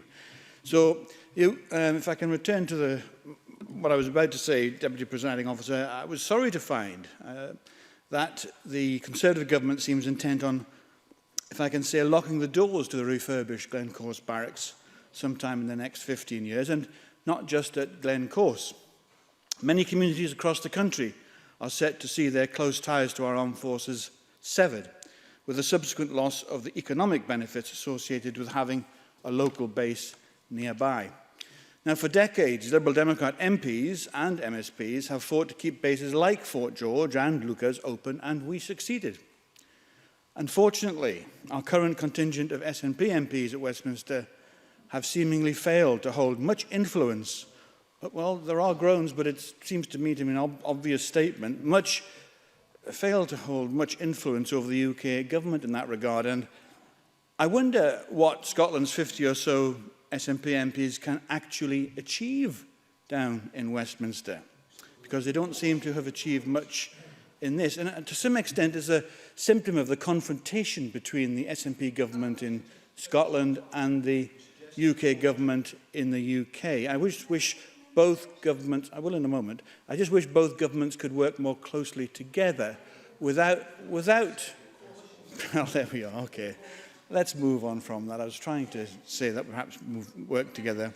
And just a minute. And let's not forget that as part of the UK, Scotland benefits from levels of security and protection that the SNP could not hope to replicate in an independent Scotland. Those are the facts. But let me be clear. I support the strengthening of the so-called regional hubs, Lucas, Lossiemouth, and HM Naval Base at the Clyde. They are real assets, and it makes good sense to have such a concentration on three major centres. It does make good sense in military terms, it makes good logistical sense, and I want to say that it makes particularly good sense for our service families who will face less of the continual disruption to family life that service in our armed forces entails. For example, in my own experience in 9 years of married life in the army, my wife and I lived in 8 different army married quarters, and that was not unusual. The turbulence involved in serving in the army for personnel is great, and anything that can help to stabilise family communities has to be a good thing. I know that my colleague Willie Rennie has welcomed the prospect of the Black Watch of Three Scots coming home to their traditional recruiting grounds in Fife, and I wanted to put that on record. But we do need the scale of investment planned for these bases if we are to ensure that the defence capabilities they provide can compete with modern developing threats. Now, just as the dangers we faced in the era of the Cold War have moved on, we must ensure that our capabilities move on with them. So it's sensible to scale back older capabilities that are not well adapted to the 21st century threats that we face. However, changes need to be made with great care. And in this instance, serious questions do remain about whether the investment in these 3 bases necessitates the closures elsewhere that are planned in Scotland. Is it sensible to completely close our defence establishments, such as at Glencorse and Fort George, just to name 2? What thought has been given to using these barracks for the reserve forces? What thought has been given to other military uses these bases can provide? In addition, these changes to our military estate in Scotland should be the subject of a proper impact assessment, and any community that does ultimately lose out, and they will lose out, must see significant transitional support and investment. And I would hope that the UK government and the Scottish government could work together to achieve that. Now, this debate this afternoon, it's been in danger at some points of moving off into almost a debate on military strategy. We had the issues of the independent nuclear deterrent raised. We had we even had an intervention on the Battle of Waterloo and the remnants of the army scaled down at that point. And I thought that was rather bizarre, since the subjects we seem to be talking about. We also had Stuart Stevenson's traditional, if I can put it this way, reference to his family tree, going back right through to the 19th century. So we had interesting diversions from this debate. But let's focus, and I want to focus in concluding on what this debate is all about. It's about the estate strategy of the UK government, but it will not be implemented overnight. The changes at Fort George and Glencorse are scheduled for 15 years' time. Now, that's a long time. That's why it's essential that the next UK government, the one that's about to take government from after the 8th of June, takes time to get these reforms right and ensures that they're not driven by short-term thinking, but really by how it's best to maintain our long-term defence capabilities throughout the UK. Thank you. We still have a little time in hand for interventions. Marie Todd, to be followed by Edward Mountain. Thank you, Presiding Officer. And let me start by giving a loud thank you to Mike Rumbles for his cross-party endorsement of my colleague Angus Robertson MP, the Highland MP who has managed to secure the future of his defence base in his constituency of Murray. So we have... No, thank you. So thank you very much, Mike Rumbles. I'm sure that your support will be very welcome, although unnecessary, as his seat is very secure. These brutal cuts to the defence footprint in Scotland, including the closure of Fort George, are of particular concern to my constituents in the Highlands and Islands. The uncertainty for the folks in Murray as the threat of closure hung over Kinloss just a couple of years after promises were made to the communities was tough, but at least it will be saved. Mr Ross, I think it's quite clear that Marie Todd is not going to give way. Thank you, Presiding Officer. So, at least it will be saved for the time being. The impact on the Highlands of closing Fort George will be really tough to absorb, and no one is relishing the prospect of a long, slow decline. Fort George might have been built to quash rebellious Highlanders, but it is now part of the fabric of our communities in Ardasir, Nairn, Inverness and in the wider Highlands. Many Highland and Island families, my own included, have personal connections with it, and during the Great Wars of last century, almost every family in the Highlands will have had a relative pass through the base en route to the wars in Europe. For the communities affected, this has been a devastating announcement. For decades, we have witnessed the decline of the military presence in the Highlands and indeed in Scotland. Closing Fort George will mean that the military no longer have a meaningful presence in the Highland Council area, an area which is larger than Wales. It is impossible to see how the MOD can maintain a footprint across the whole of the UK by entirely removing the Army from the Highlands. The MOD has a self-stated core responsibility to protect power strategically and defensively, and this can't be achieved by leaving such a vast and strategically important area without a military presence. The Highlands have suffered centuries of depopulation. We need people. There will be a serious social impact when the personnel move away from the base. There are 500 Black Watch troops based in Fort George and the surrounding area. It's estimated that half of the children at Raigmore Primary in Inverness are from military families. Fort George is a well-established part of the community, regularly hosting charity events and supporting veterans. I myself am a big rugby fan, and the contribution that Fort George has made to the fortunes of the Highland Rugby Club is huge. Closing the garrison will leave a gaping hole in the community, not least by leaving 200 empty homes in a part of the country that, as I said, has suffered from depopulation. It'll severely impact on families who've put down their roots in the region and made lives in the local community. It is therefore no surprise that there's very strong community and public support in retaining Fort George as an active military barracks. Before the announcement was made, Drew Henry MP, in whose constituency Fort George lies, and who I can assure you is another Highland MP with a very safe seat, organised a meeting at which both Margaret Davidson, leader of the Highland Council, and myself met with Sir Michael Fallon at the Ministry of Defence to outline the impact the loss of the barracks would have on the local economy. Drew Henry has continued to work behind the scenes with other MPs from different parties, even Tory MPs, who believe that it's a wrong-headed approach to call for an urgent rethink. Later this month, they hope to deliver joint petitions to the MOD calling for an urgent reversal of these plans, although Tuesday's announcement may make a difference to that. As mentioned, the Highlands have a long military tradition, and the contribution they've made significantly to army recruitment, especially in comparison to other parts of the country. The centralisation of the armed forces is likely to cause the recruitment contribution in the Highlands to dwindle as a result of the local communities having no identification with the army. The closure of Fort George will deal an almighty blow to the Highland economy and will ultimately affect thousands of local people. Highland Council estimates that over 700 job losses resulting from the army vacating Fort George and approximately 20 million loss of income to the local economy. We know from the MOD's own figures that Fort George is the most effective place to run.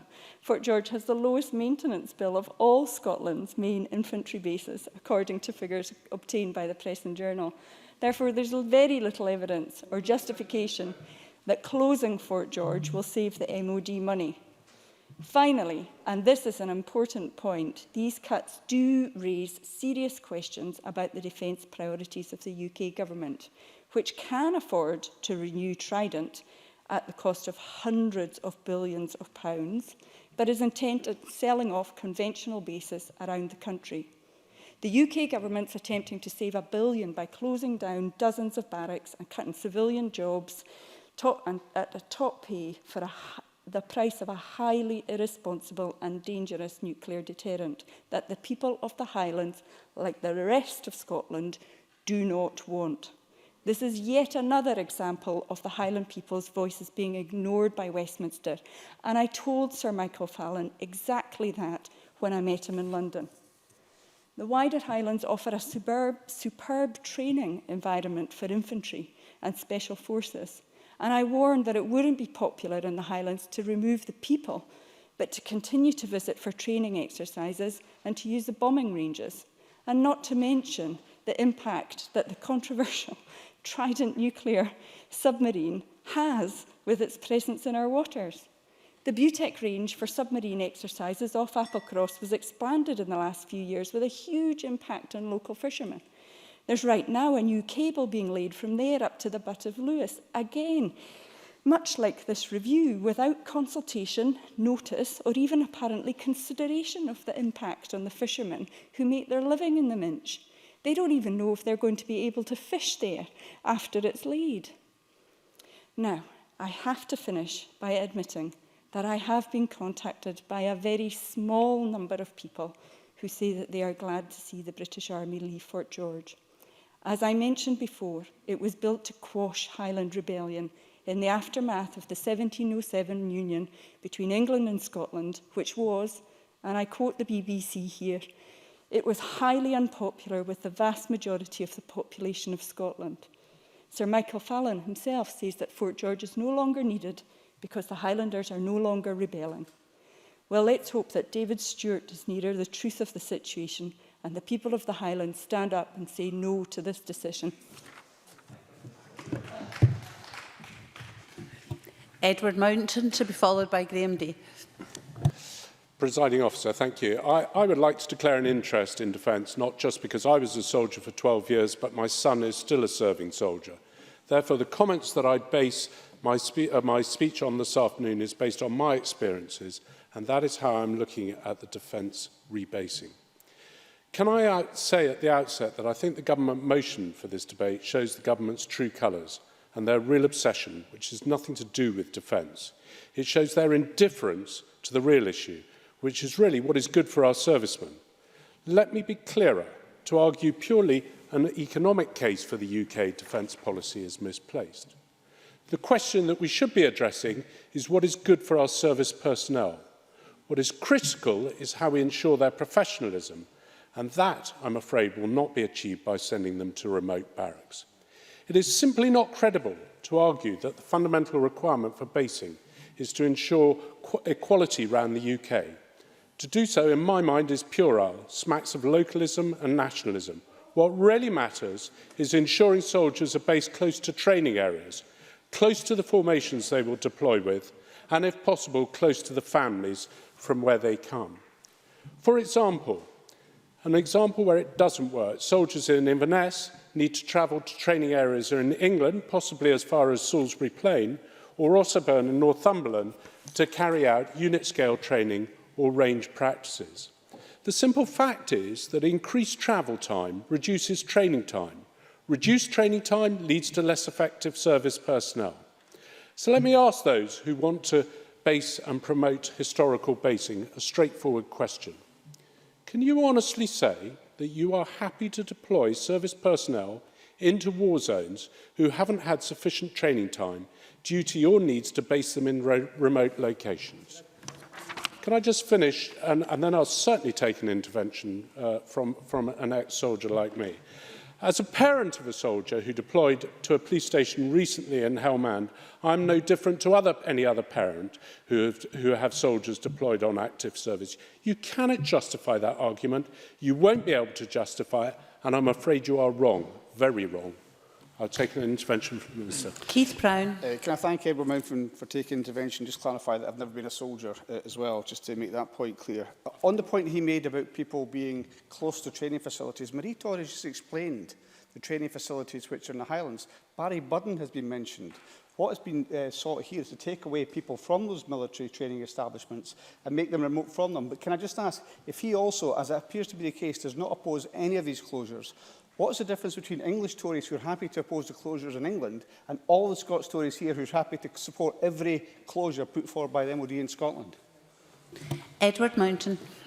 I thank the Minister for that. First of all, can I just say that actually if you talk about training areas around Inverness, and let's be honest, the bombing ranges at Tain are a very small-scale training area, which, due to the nature of the ground that's on, does not allow the unit at Fort George to deploy in their vehicles, which is their primary form of asset, and only allows infantry soldiers in small-scale groups of no more than a platoon, possibly company strength, to deploy, means that they can't undertake unit training. The only places that they can undertake full unit regimental training are places like Otterbourne and Salisbury Plain. I'm sorry, I thought you were a soldier. You were a Marine, which I think is subtly different.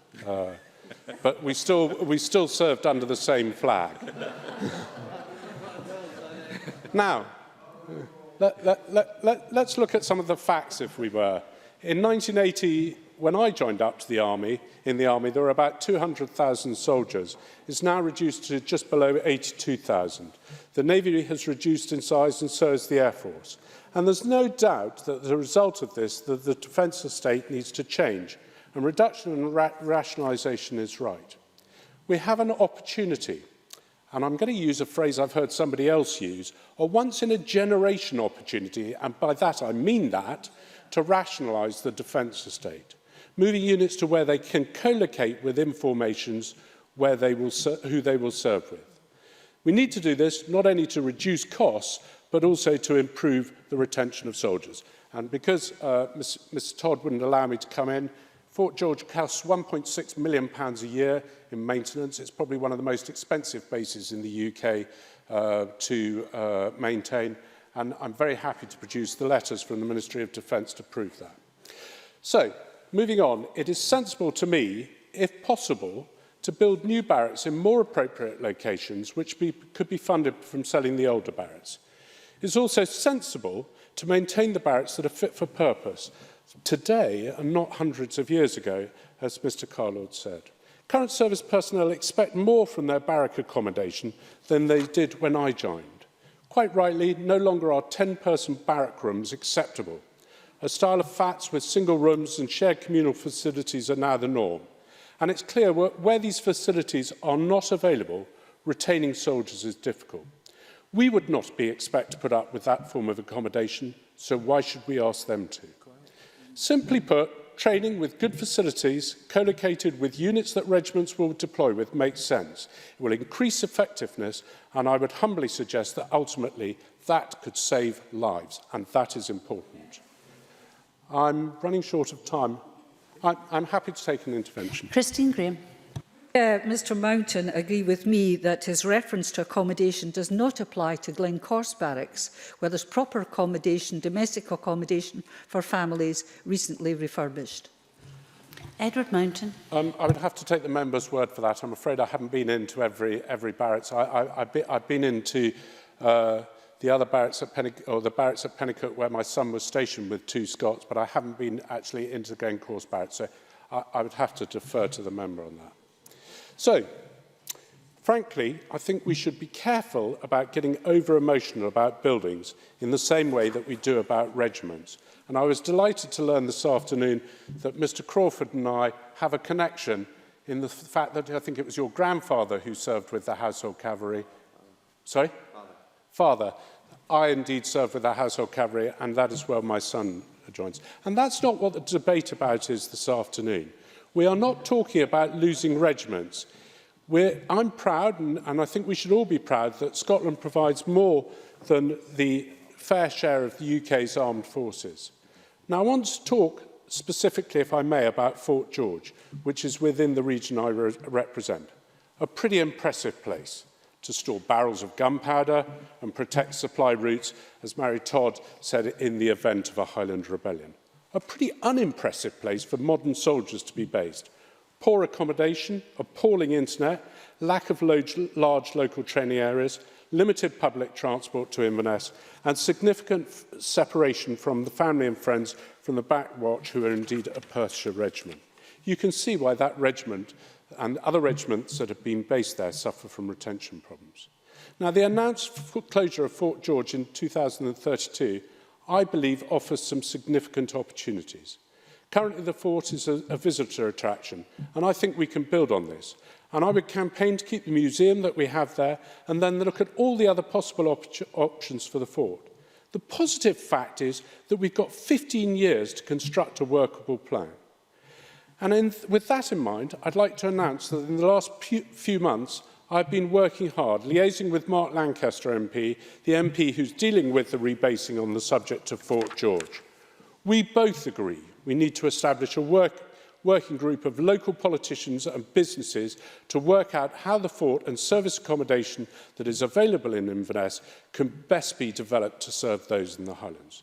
So in closing, the question I'd like to ask other Highland MSPs from other political parties is, are they prepared to join me and my colleagues in this endeavour to do something with Fort George, rather than sitting ineffectually on the sidelines debating whether a 300-year-old fort is the right place to base soldiers in the 21st century? I call Graham Day to be followed by Maurice Corrie. Presiding Officer, thank you. For our bro than RM Condor, there's a touch of déjà vu about all of this. No sooner have we digested the detail of a basing review, had a pronouncement from the UK Government over the future of the facility, then fresh uncertainty emerges. It's just 5 months ago that the results of the latest basing review were announced, and we were told that whilst the airfield at RM Condor was to be sold, the remainder of the facility in my constituency was safe from the axe. Now, as I said when the Cabinet Secretary made his initial statement on the outcome of the review, I do wonder from a commercial perspective who might want to buy an airfield within a marine base given the likely security restrictions. But let's recognise that, taking account of the closure notices being served in Fort George, Glencorse and the Redford Barracks amongst others, and Scotland losing 1/5 of its defence estate, there was a sense of relief locally. So when shortly before the parliamentary recess the Bureau scheduled this debate, I wondered for a moment whether others might have more relevant contributions to make to it than myself. But then came the revelations in the Times newspaper that the MOD was facing a £10 billion shortfall, and the financially struggling Royal Marines would be reduced in size and capability. And off we go again. The story claimed that the most direct impact would fall on 42 Commando, which is based in Plymouth, with the unit taking on a training role rather than acting in rotation with 40 and 45 Commando, which is based in Arbroath. But we were also told 200 Marines would be lost to the service by failure to replace. And when the Defence Secretary appeared on the Andrew Marsh show, he failed to rule out cutting the number of Marines in general. Now, earlier this year on a visit to Condor, Sir Michael had insisted the base was safe. I suspect the UK Government would, if you asked them today, be standing by that commitment. Only it's worth considering the implications of comments made a few weeks ago by Sir Michael on a visit to RMB Chivener, home to the Commando Logistics Regiment, which it had been announced is set to close under the basing review. He claimed that no final decision had been reached as yet, but significantly pointed out that the airfield there was no longer in use. And he went on, the overall intent, and I want to be honest about that, is to move units towards Plymouth and Devonport. So the fact an airfield is dispensed with is used to help justify closure, sitting alongside an acknowledgement that the direction of travel for the Royal Marines, and we've all known this for some time, is consolidation in the south of England. My MP colleague Mike Weir has called on the Defence Secretary to spell out the genuine long-term plans for Condor. I back that call, both for economic and security reasons. Like the CABSEC, Mike Weir and I fear chipping away at the viability of the base, especially with the artillery battery already being earmarked for removal. Now, Maurice Golden, maintaining the Conservatives' constitutional obsession, harked back to the last independence referendum. Well, Sir Michael's predecessor, Philip Hammond, also made a flying visit to Condor during the run-up to 2014 to commit to the future of the base. And, Presiding Officer, 3 years on, we in Angus are anxious to learn whether that commitment meant anything or might turn out to be yet another of those broken better together promises. And before anyone suggests this is scaremongering, let me point out some of the recent history pertaining to Condor. We were here before in 2004 as the MOD reviewed Condor's status under a rationalisation programme. Then its future was looked at again in 2009 before it was concluded at a cost of £60 to £100 million, relocating 4-5 Commando to the southwest of England was, and I quote, inappropriate and unaffordable. 2 years later, though, as the MOD sought to address a funding shortfall via a strategic defence review, we were told the Marines would make that very move, albeit with an army unit moving into Condor. But then we got to 2013 and it emerged the switch had been abandoned because moving 4-5 Commando south did not represent value for money and the army did not require the Arbroath facility for a base. And now the airfield is to go with the potential consequences that might have. By any measure, the UK government's approach to Condor is haphazard and unsettling, and so unfair on the Marines and their families. And on this subject of fair treatment, let's consider another aspect of this issue, namely the responsibility the UK government, any government, has to ensure service bases are properly maintained. Earlier this year, it was claimed that the Royal Signal's new recruits were trying to grapple with complex signalling equipment, but they were so cold that training was being hindered. Chronic boiler failures at the RAF headquarters in High Wycombe had forced more than 120 personnel to live with intermittent hot water and central heating for 3 years. 3 years. And there were problems at the Royal Artillery Barracks in Woolwich. This article followed on from a story which revealed that crumbling boilers at the home of the Foot Guards in central London were forcing soldiers to perform ceremonial duties at Buckingham Palace despite not having showered for days. It's since emerged the Guardsmen have been using both their field-issue sleeping bags and normal bedclothes in an effort to keep warm at night. Last year, the Westminster Public Accounts Committee described contractor Carillion Amy as, quotes, badly letting down service families and that its performance was totally unacceptable. But a Carillion Amy source told the Telegraph that problems were being exacerbated because the MOD preferred to commission what the source described as firefighting repairs rather than paying to replace outdated equipment on any significant scale. So why do I highlight these essentially English issues? Because they've actually spilled over into Scotland. When personnel returned to RM Condor after Christmas, they discovered there was no hot water or heating in some of the quarters. 2 boilers had conked out. Whilst the repairs in one block were carried out by February, the repairs in the other took until March. Now, I don't know about you, Presiding Officer, but I don't think that's acceptable, an acceptable situation for our military personnel to find themselves in.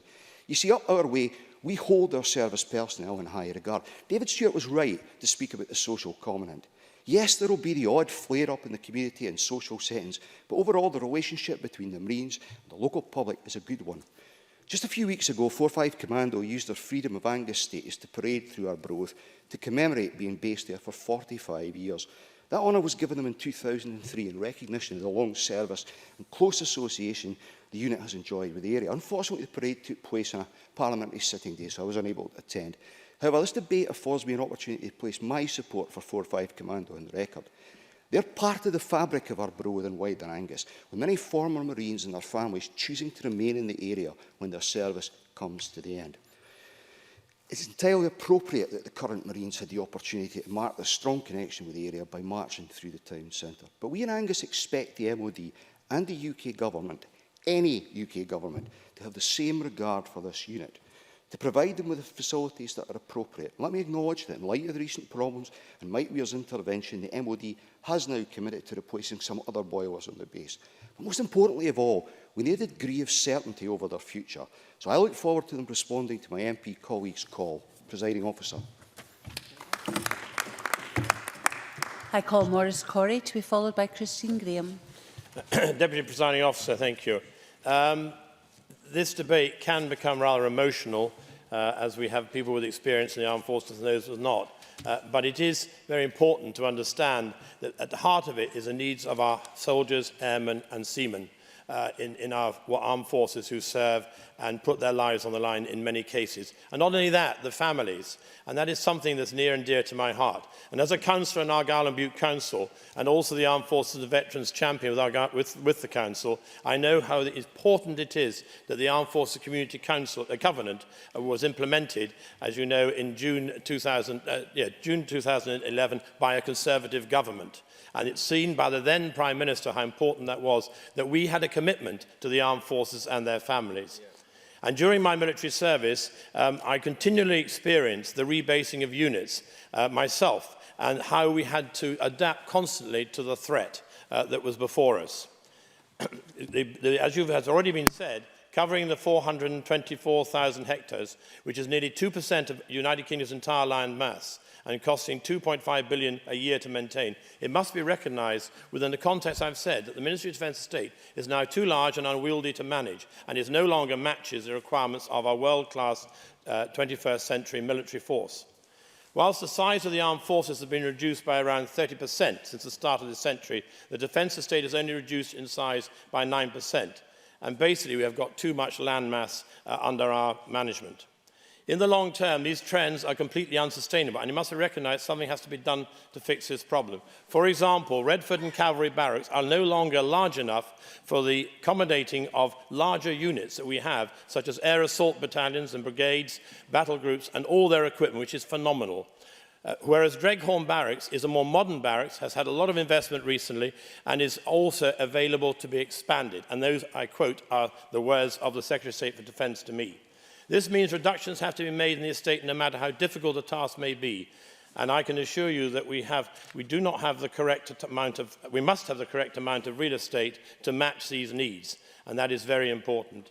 We must create a defence estate that is more efficient and an estate that helps our armed forces to deliver more effective capability in the military sense. That must be the sole objective, deciding where these military bases should be based. And this applies to the regular and reserve forces. And in particular, as I said earlier on in one of my interventions, is access to airfields and ports. So that we have a ready capability of notice to move at 24 hours, 48 hours, for which the politicians would require us to move as armed forces. And that is terribly important. So the operational need and requirements must be taken into consideration. It is important that bases are fit for our armed forces. They deserve world-class bases to operate from. And in fact, tomorrow I meet with the command team from Faslane to start plans for developing a sports hub for the military and civilian communities in Helensburgh to enhance the health and state of our submarine forces personnel. The fact that currently over 40% of the Ministry of Defence built assets are more than 50 years old, it is not right, and we need to adjust that. No longer should our troops be required to use barracks in Grade A listed buildings like Fort George, and I know it well. You'll all have read the Tunes of Glory and Private McCausland and all that, but I've experienced that myself. They do need to change. A wonderful place it might be, fantastic history, but we need to move on. And they're very expensive to maintain. Yes. Keith Brown. Can I thank Maurice Corrie for taking the intervention? And just to try and get some clarity on this point, I'm genuinely puzzled how it can be the case that every single Conservative parliamentarian here supports all the closures. And yet in England, many Conservative parliamentarians are working with other parties to oppose closures. How can they all be right in Scotland? What is happening? What's the difference between Scotland and the rest of the country in that regard? Maurice Corrie. Thank you. Well, the English situation may be slightly different. I'm not aware of it entirely, but as far as Scotland, that's what this Parliament's addressing, is Scottish matters.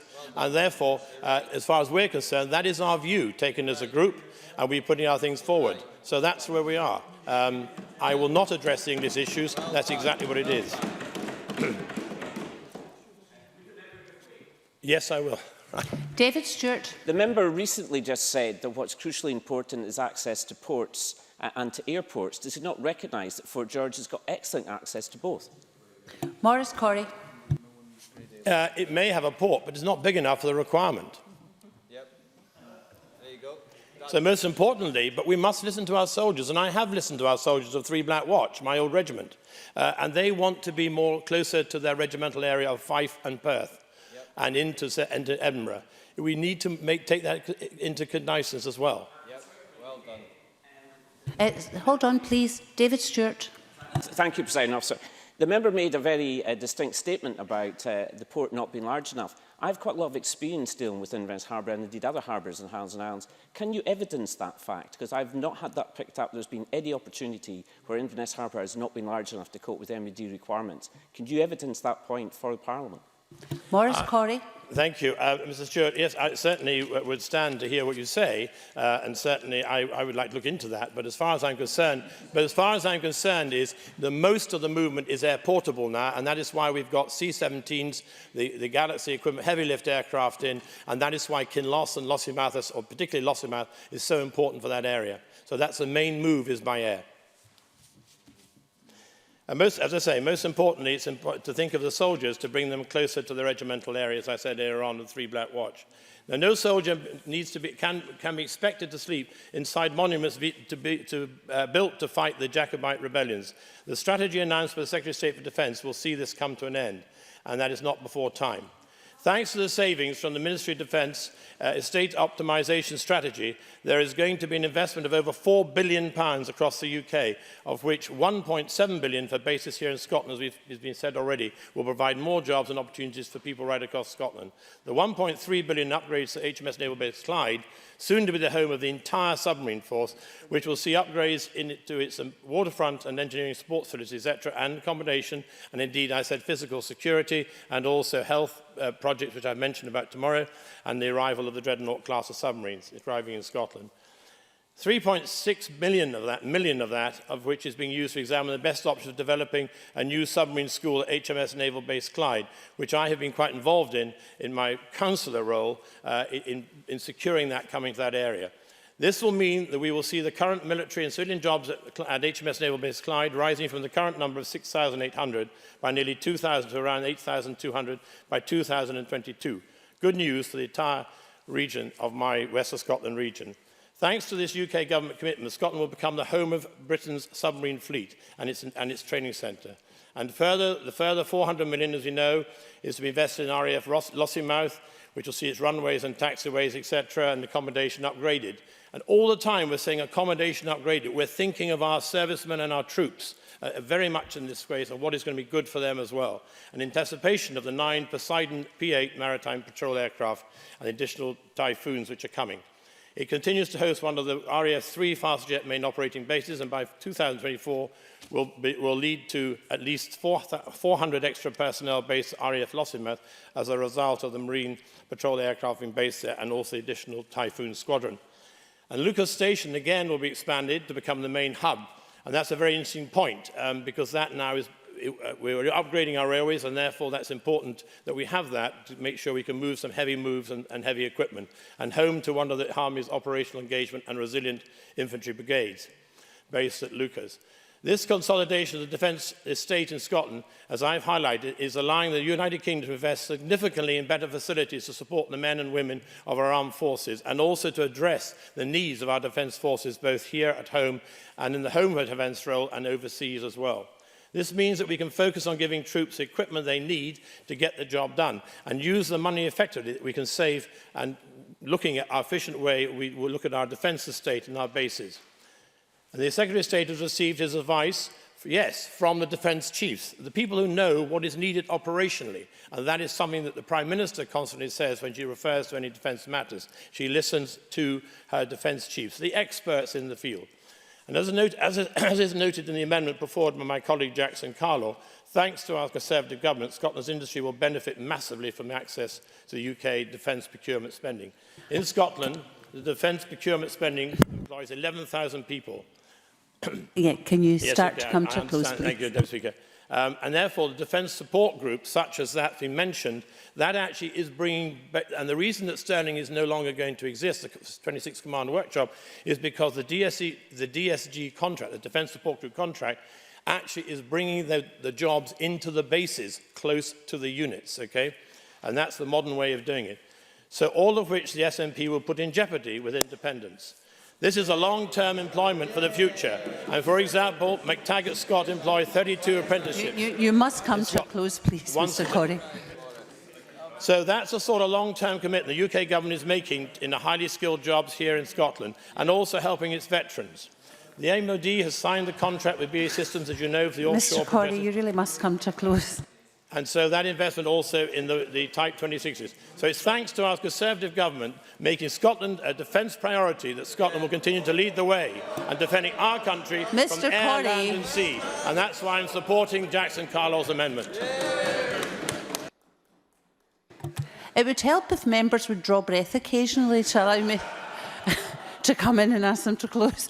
We move to the last of the open speeches, and it's Christine Graham, who I'm sure will be very disciplined. There's always a first. Deputy Presiding Officer, I'm pleased to take part in this debate, and perhaps it's ironic timing that a parliamentary visit programme was launched yesterday by the Presiding Officer, encouraging MSPs to visit defence bases to learn more about the issues facing service personnel and their families. And I quote, "The aim of the programme is for MSPs to better understand the range of social and welfare issues relevant to armed forces personnel and their families within their community." If only the MOD would do the same. Well, I shall visit the issues faced by service personnel and their families in the light of the proposed closure of Glencorse Barracks in my constituency. Incidentally, as has been referred to, home to the Army for some 150 years, currently home to 552 service personnel and very much part of the Penicuik and Midlothian community. And why not after 150 years? Indeed, when the soldiers have returned from Afghanistan or wherever they have been in areas of conflict, there has always been a parade through Penicuik. The first notice of this proposed closure was by letter on 7 November 2016 to me, the day of the announcement. The same is true for my colleague Owen Thompson MP. So I find the words in the Tory amendment, and I quote, "believes that the UK government should continue to engage fully with the Scottish Government, local authorities and local communities on the review," quite strange. There was no engagement, and this has only occurred subsequently in response to contact from elected representatives such as myself. Now, impact on the local economy is significant, but I say to Maurice Corrie, it's the decanting of families from a community where they are welcome and settled which causes concern. And here again I turn to the Tory amendment. Quotes, "has the sensible aims of updating the defence estate to be more capability focused and better suited to the needs of modern armed forces." The same line is repeated in the letter to me from Mark Lancaster, MP, Parliamentary Under Secretary of State, of the 5th of December last year, in response to my correspondence, which says, quotes, "much of the infrastructure is old, inefficient and no longer able to meet the needs of the armed forces," or, as Jackson Carlo would put it, to paraphrase him, part of a heritage tour. Yet in 2003-2005, there was, as others have said, a 60 million upgrade of Glencorse, which was hailed by the MOD, quotes, as a benchmark accommodation, with associated facilities for soldiers and their families, a gym, squash courts and a sports field. A short walk from the camp, there are 150 houses, including officer service family accommodation and 2 specifically adapted bungalows for wheelchair users. There are 3 and 4 bedroomed houses with garages and fenced gardens. The children attend Morriswood Primary, have done for generations, and recently the wives there and the partners, who quite often are disengaged and unable to take employment because of the peripatetic nature of the armed forces, have got involved in a programme from Women's Enterprise Scotland, a start-up programme where they begin to develop businesses for themselves. I've seen this in action, as has the Cabinet Secretary. It's got funding again from Enterprise, and it's also got funding from the Business Gateway of Midlothian. It builds confidence in the women. They take up businesses. This is a community so much part of Midlothian, so much supported by it, with accommodation that's well fit for purpose, that is quite disgraceful it should be on a hit list. And to just say it's in 2032 that it will be closed means nothing. There's no guarantee it will be that far away. And in the meantime, what's going to happen to the maintenance of those facilities and the morale of the families within it? So why close? The answer cannot be the unfitness of the estate. I've just said that. No, frankly, it's to raise money by selling off these prime sites for housing developments, which in the big defence picture of the billions being committed to Trident is quite farcical. But the UK has not a good track record of looking after its servicemen and women and their families during and indeed after conflict. It even got to the point in the first Iraq war when soldiers didn't even have proper footwear and food parcels were being sent to them from their families. Fast forward to the second Iraq conflict, and they were sent out into minefields in vehicles with an underbelly which offered no protection for IEDs. And the MOD has had to be shamed into the care and support of returning service personnel. There are too many ex-service personnel living rough on our streets and park benches or rehoused in our prisons. Of course, Scotland on the plus side was also promised, apart from Trident renewal, the building of Type 26 frigates, securing work on the Clyde, under threat if we voted for independence. This has now been cut to 8 and work not started. No surprises then. And I quote from the report, Restoring the Fleet, Naval Procurement and the National Shipbuilding Strategy. Quotes, "It is clear to us that delays in the construction of the Type 26 have had a negative impact on the development of the workforce on the Clyde. Closure of Glencorse and other barracks fits into a picture of Scotland's primary role of defence, which is to house weapons of mass destruction well away from the southeast, but just 20 miles from the biggest city in Scotland, and the rest empty promises and expediency. In the meantime, those weapons of mass destruction are useless against the committed terrorists with the lethal backpacks sitting on the bus or the lorry driven into the crowd. Never mind, we should sleep sound in our beds at night because it's only Donald Trump who's got his finger on the Trident trigger. But when the chips are down, let's just send our troops into those conflict zones where we as politicians have failed, and perhaps, just perhaps, they might have the right boots on their feet and vehicles which are not death traps. As for their accommodation on return, the MOD knows best. And as for Glencorse, with closure hanging over it, what's going to happen over those years? In the meantime, all the local politicians, with the exception of the Tories, councillors, MP, MSPs and myself, with the entire community, will stand up and speak for the military personnel when they cannot, for obvious reasons, speak up for themselves. We now move to the closing speeches. Disappointing to note that not all those who participated are back in the chamber for the start of those. And I call David Stewart. Up to 7 minutes, please, Mr Stewart. Thank you, Presiding Officer. I believe this has been an excellent debate with thoughtful and insightful contributions from across the chambers. Some members, of course, such as Mike Rumbles, Maurice Corrie, Edward Mountain, and of course the Cabinet Secretary, are ex-serving personnel in the armed forces, and I believe that their contribution mirrored the depth and the range of their significant experience in their previous occupations. However, other members without military experience, but with passion and commitment, spoke about the importance of the military footprint in Scotland. The Cabinet Secretary kicked off our debate by talking about the 20% reduction in defence estate, the diminishing of the footprint in Scotland, and the role of the regional hubs. He also was concerned about the issue of the Condor Airfield in Arbroath and the fact that large parts of Scotland there would be no footprint at all of the Army. I think it was also useful that the Cabinet Secretary raised the issue of the working party with local authorities, and I'd be very interested to hear the outcome of that. Jackson Carlaw confirmed perhaps a club with me of people from our school days who failed to join the RAF, so perhaps we should form a support group to counsel ourselves about our change of a career at the wrong time. But on a serious point, raised of course the important issues from the 2015 Strategic Defence Review and the 91 sites that were earmarked for closure. Gordon MacDonald, like many other members in Parliament today, talked about base closures in his local area with passion and commitment, and talked about the importance of keeping army barracks in his constituency. I think Maurice Golden actually made some valid points at the start of his contribution about recognising the historic reputation of the work that the men and women of our armed forces carry out, not just now, but in the past as well. and in a general level talked about the importance of getting the defence infrastructure right in the future, which is a long-term plan. Stuart Stevenson, as always, entertained, but also had a very significant contribution, raised an issue which I've got common cause in, which was the impact of the armed forces, particularly the RAF, in the Murray area. As always, had a family relative that he could claim in. I think it was 1890, if I got my figures right.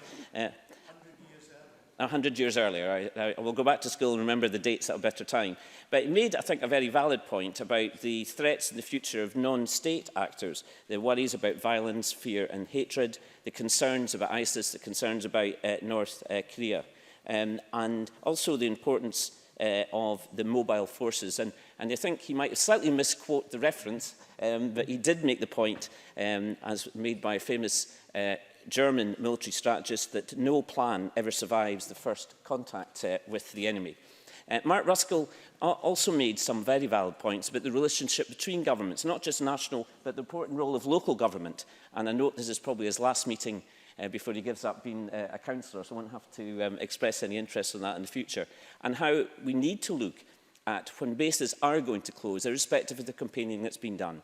How do we mitigate the effects of local base closures in the long term? Made some valid points, I think, also about the other side of the equation in Stirling, which was about the importance of affordable housing and how we try and put these two issues together. And also made some reference about a game of cat and mouse by UK government. And a common theme, presiding officer, was where is the consultation? I think that's a point that many members made from the UK government. Bruce Crawford, again, someone who's got a lot of experience in the military and a lot of understanding of local defence issues, again talked about the 20% reduction in the defence footprint, talked about his local base, the importance of repair and upgrading the functions, the impact on Stirling if the base closes, and the high connectivity between the armed forces and the community in Stirling over many, many years. And again, as a common theme in this debate, the personal link of his father, who was in, see if I get it right, this time was in the Household Cavalry. Yeah. Bruce Crawford. I'm glad you gave way. I didn't get a chance to respond to one of the points that Mark Ruskell actually raised, and I actually agree entirely with Mark that at least one of the things that will come good out of this, that Trident will no longer be able to use it Stirling as a base as it passes through. David Stewart. I'll move on swiftly. Then we had Mike.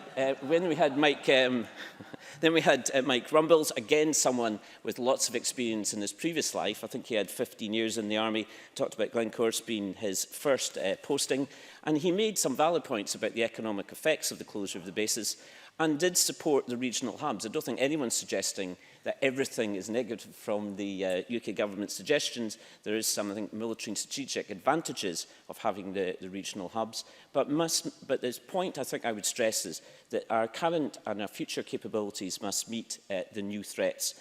As the facts change, so do our opinions, I think is crucially important to stress. And he did mention the importance of getting our estate strategy right in the future. Quickly looking at the clock, presiding officer. Then we came to Edward Mountain, again a soldier from 12 years with a son currently serving. And the key point, which in general terms I'd agree with, what is important and what is good for our service personnel. He made a general point about Fort George. I think we're on the other side of the argument, Mr Mountain and myself, but what I would concede is setting up a working party is a good idea.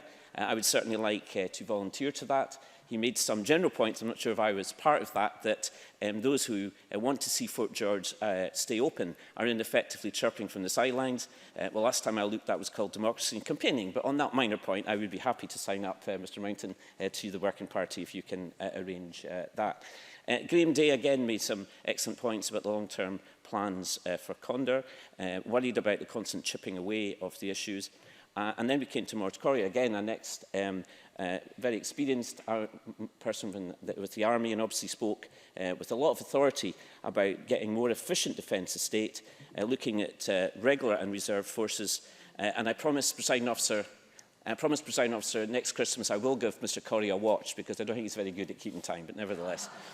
The final member I could mention is Christine Graham, who talked about, as I do, the Armed Forces scheme being set up in the Scottish Parliament, and I would strongly endorse it, as I said at the start, to all members.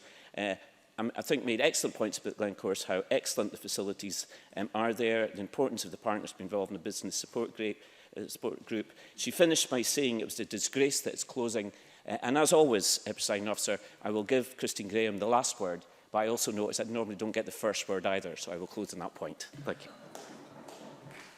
I call on Douglas Ross. Up to 9 minutes, please, Mr Ross. Thank you very much, Deputy Presiding Officer. And like Mark Ruskell, could I declare an interest as a serving Murray councillor until the 4th of May this year, when I relinquish that position. My home in Avis in Murray sits between two significant armed forces establishment. To the west, we have the Army Barracks at Kinloss, home to the 39 Engineer Regiment, and to the east, RAF Lossiemouth, a Typhoon main operating base and preparing itself for the arrival of 9 new Boeing P-8 Poseidon Maritime Patrol aircraft. Murray has a long and proud military history, and I want to start my remarks today highlighting their importance to our area. The motion from the SNP would leave you to think that the UK Government only delivers bad news for Scotland. Yet I see day in, day out the significant investment in Murray and the impact this has in our local communities. And while we're talking about bad news, some news is bad not because of what it reports, but because of its dodgy origins. I'm of course talking about the shameful actions of Murray's SNP MP Angus Robertson.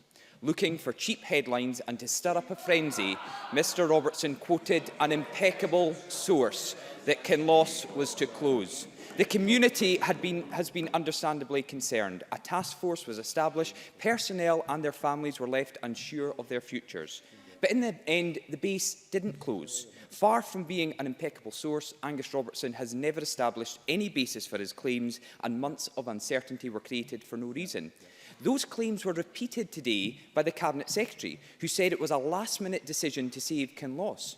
But where did he hear that? The Cabinet Secretary, I will give way in a minute, the Cabinet Secretary used much of his speech today to say that how little engagement there had been with the UK Government. They didn't engage with him or the Scottish Government. So where did he hear this was a last-minute deal? Do we have another impeccable source? Really, I'd rather rely on what was said in the House of Commons by Sir Michael Fallon, the Defence Secretary, who confirmed, contrary to some speculation and unnecessary scaremongering, Kinloss will remain. That is an impeccable source, but I will give way to the Cabinet Secretary. Keith Brown. Can I thank Douglas Ross for taking the intervention and say that, in addition to the fact that, of course, he deserted the field before the battle to retain Kinloss was won by people like Angus Robertson, is it the case that he, the same as his colleagues here, refused to oppose any of the closures proposed, and unlike his colleagues south of the border who are campaigning against closures, will simply fall into line? Douglas Ross. I was really hoping the Cabinet Secretary would stand up and ask me that question, because I'm able to say I fought to retain Kinloss. But maybe the mask is slipping, because it's the Cabinet Secretary now accepting that there was no threat to Kinloss, if you're not saying that my opposition to the closure, which I stood side by side all politicians to agree with, wasn't in fact needed because the SNP made up the claims. And I think the mask is now slipping from Mr Brown. Now, while I want to... no, I won't. Miss Adamson's just walked into the debate, so I'm not going to take an intervention from her. And now, while I acknowledge that the SNP only want to look at the negatives in this debate, I also hope they can accept the positives. Now, I challenge any SNP MSP to stand up in this chamber and say that the decision for Boeing and the UK Government to work together and build a new £100 million operational support and training base in Lossiemouth is a bad thing. Or to stand up in this chamber and suggest the creation of more than 100 jobs with this investment won't be good for Murray. Or to suggest that the additional 400 extra personnel who will be based at RAF Lossiemouth in 2024 won't have a positive effect for that region. I'd be happy to give way to any member. Who wants to criticise that investment. So I'll give way to Mr Crawford. Bruce Crawford. For the member, have you got your nomination papers in yet? And when you stand for Westminster and you don't win, will you leave this place? Douglas Ross. Sorry, Deputy Presiding Officer, I thought you were going to say that would be an inappropriate remark from someone of Mr Crawford's experience. We are debating a serious issue of basing reviews, and I'll refrain my remarks to that. And if the SNP are worried about who's going to stand for the Conservatives in Murray, I'll let them stoop over that for a wee while longer. Now, As we move on, we have seen significant investment by the UK Government in Moray, and all that could be in jeopardy with an independent Scotland. As Jackson Carlow's amendment clearly states, an independent Scotland would have a very limited military footprint, which would weaken our defence of the nation. I don't want that for Moray, I don't want that for Scotland, and I don't want that for the United Kingdom. And it's been very telling in this entire debate. Not a single SNP member mentioned defence in an independent Scotland, despite it being in one of the amendments it's in one of the amendments we're going to vote on this afternoon. And it's because their plans are indefensible. And I say they're indefensible, and it has been confirmed by a number of people that we would have a small military footprint if we had an independent Scotland, and the SNP can't answer the problems on that. Now, I accept what a number of members have said, that there have been difficult decisions to take during this defence review, but I also see day in, day out, 24 hours a day, 7 days a week, 52 weeks of the year, the impact our armed forces have in our local communities. They do their jobs and we have to deliver for them, and that means a defence estate that is efficient, that is modern and capability focused. Now, like others, I want to quickly mention some of the remarks that have been made during the debate. Jackson Carlow was quite right to highlight the footprint of the defence across the United Kingdom, 420,000 hectares. And he also said that the reduction in the defence footprint in the UK has been more significant than we have seen here in Scotland. David Stewart was able to tell us about his experience on some aircraft. He had been on a maritime aircraft, a Sea King, and this allows me the opportunity to say I became the first UK politician to fly in one of the Poseidon P8, something I'm very proud of, and I appreciate the opportunity to add to the remarks made by Mr Stewart. Maurice Golding spoke of the historic and ongoing defence of the nation by the MOD. Stuart Stevenson spoke about Moray bases, neither of which are in his Banffshire and Bucking Coast constituency. And I'm left to wonder, was he asked to mention this because the Moray MSP, Richard Lockhead, hasn't attended today's debate? I then move on to Mark Ruskell. Mark Ruskell gave his opinion. I will withdraw that. If Mr Lockhead is not here to be able to be here because of a funeral today, I apologise for that. But I think, if I can just say, I think it's important to get that on the record, because people in Moray would have been concerned that their Moray MSP wasn't here, and I'm grateful for that opportunity to explain to them why he wasn't in the chamber to speak about a hugely important issue for Moray. Mark Ruskell went on to give his opinion on opposing Trident, but he didn't explain why more Scots support Trident than oppose it. Bruce Crawford mentioned the City deal and MOD rationalisation, and while I do accept his concerns over the timing, it was good to hear him agreeing with the general principles. Mike Rumble spoke about his 15 years in the Army and highlighted, I thought very importantly, family life for service families and the benefits he believes could be achieved by stabilising Army life with the consolidation of 3 primary hubs. Marie Todd wouldn't take a single intervention. I tried, and she wouldn't take a single intervention. And could it be because in an 8-minute speech she could not bring herself to welcome the huge investment by the UK Government in Moray, an area that she represents as part of the Highlands and Islands region? Edward Mountain, with his experience in the armed forces, is now hoping to convene a task force with local politicians and businesses, and I'm grateful to hear another volunteer to a group that I'll be happy to join in David Stewart, and I'm sure other politicians will join forces with that. Maurice Corrie, in a very brief contribution, did mention his armed forces career and continued that as an armed forces champion as a councillor on Argyll and Bute Council, and highlighted rightly that decisions are taken on the advice of defence chiefs, and I think that is important. Now, I just want to briefly finish, if I can, Deputy Presiding Officer, on how proud we all are about what the military do in Scotland, in the UK and around the world in protecting us. We are equally proud to call them our friends, our neighbours, and to work with them locally. I hope our service personnel know after today's debate, despite the political points made by all parties, that we are indebted to their service, their sacrifices and their support. Thank you. I now call on Keith Brown to close this debate. Up to 11 minutes, please, Cabinet Secretary. Thank you, Deputy Presiding Officer. Thank you as well to those that have made helpful contributions to this afternoon's debate. I think, as I said when I opened, these are far-reaching defence cuts, and perhaps the most far-reaching defence cuts ever made in Scotland. They will have a detrimental impact across Scotland, and all of us in this chamber have a responsibility to the communities we represent to make our collective voice heard on this issue. I cannot think, and I have not had an answer to the question why there's not a single Conservative MSP will oppose anyone. If I can just finish this point, I will take your intervention in a second.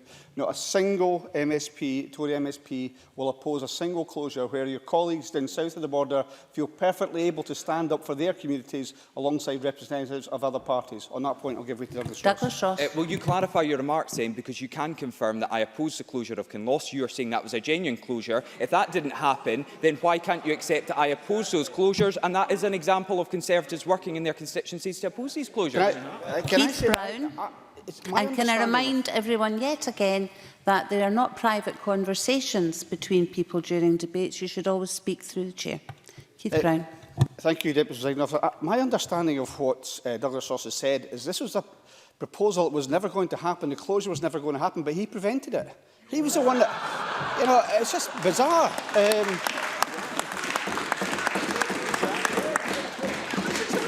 Not only did he not prevent it, long before the decision was taken, he deserted the field and said it was done, it was safe. Now, I'm confident in my sources that this was a last-minute decision and it was overturned. If you're not confident, if you don't know your story, you should talk to your own Conservative ministers, Presiding Officer. The Conservative members should talk to their own ministers in their own government. And obviously they haven't been doing that, otherwise they would know. In the case of the HM Naval Base Clyde, the Scottish Government's position, of course, on the nuclear deterrent, which I never mentioned at the start of my speech, because I did try initially, at least, I know it was perhaps foolish, to see if there was common ground between us. That was the approach I took at the start, and of course that was immediately exploded by, and not just now, I'll try and make some more progress, an absolutely dire diatribe from Jackson Carlaw, so poorly informed, and of course, people, if I could just make some progress, please, so poorly informed, and he will regret, I think, for many years to come, his description of the bases which are to be closed as a heritage tour. That's what he said. Communities across this country will know the Conservative view of these bases from in terms of their relevance, their importance, as we heard very eloquently from Christine Graham, to the local communities, described by the Conservatives as a heritage tour, dripping contempt for these communities and the people who are trying to maintain that link with the armed forces in their communities. So again, we saw right away which way this was going to go in terms of the Conservatives, immediately going to the Constitution once again. They're utterly obsessed by the Constitution. Not mentioned in my motion, trying to have a debate about a decision in terms of closing bases. That was what we tried to do, and of course they went off in their own kind of way. And why it's the case, as I say, that not one single Conservative MSP can actually muster at this stage, no won't, can muster any opposition to any of the closures, whereas their colleagues south of the border have a spine. Maybe they've got collective ownership. Maybe they've got collective ownership of the Tory spine this week, but at least they can oppose it when the people here can't, Deputy Presiding Officer.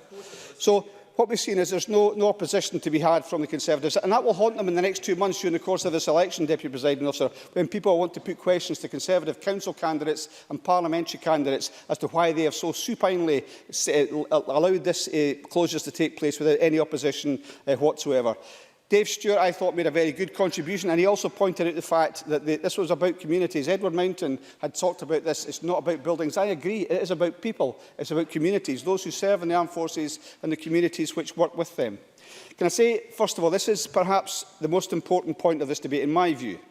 For the last 7 years, I have been Minister for Veterans in the Scottish Government. And I've been able to tell at all the events, including the one that was mentioned, I think, by Dave Stewart, the one this week when we had one in terms of the Armed Forces Visit Scheme, that within this Parliament we have a consensus that all the parties respect and support the members of our armed forces. We agree that we all support the members of the armed forces.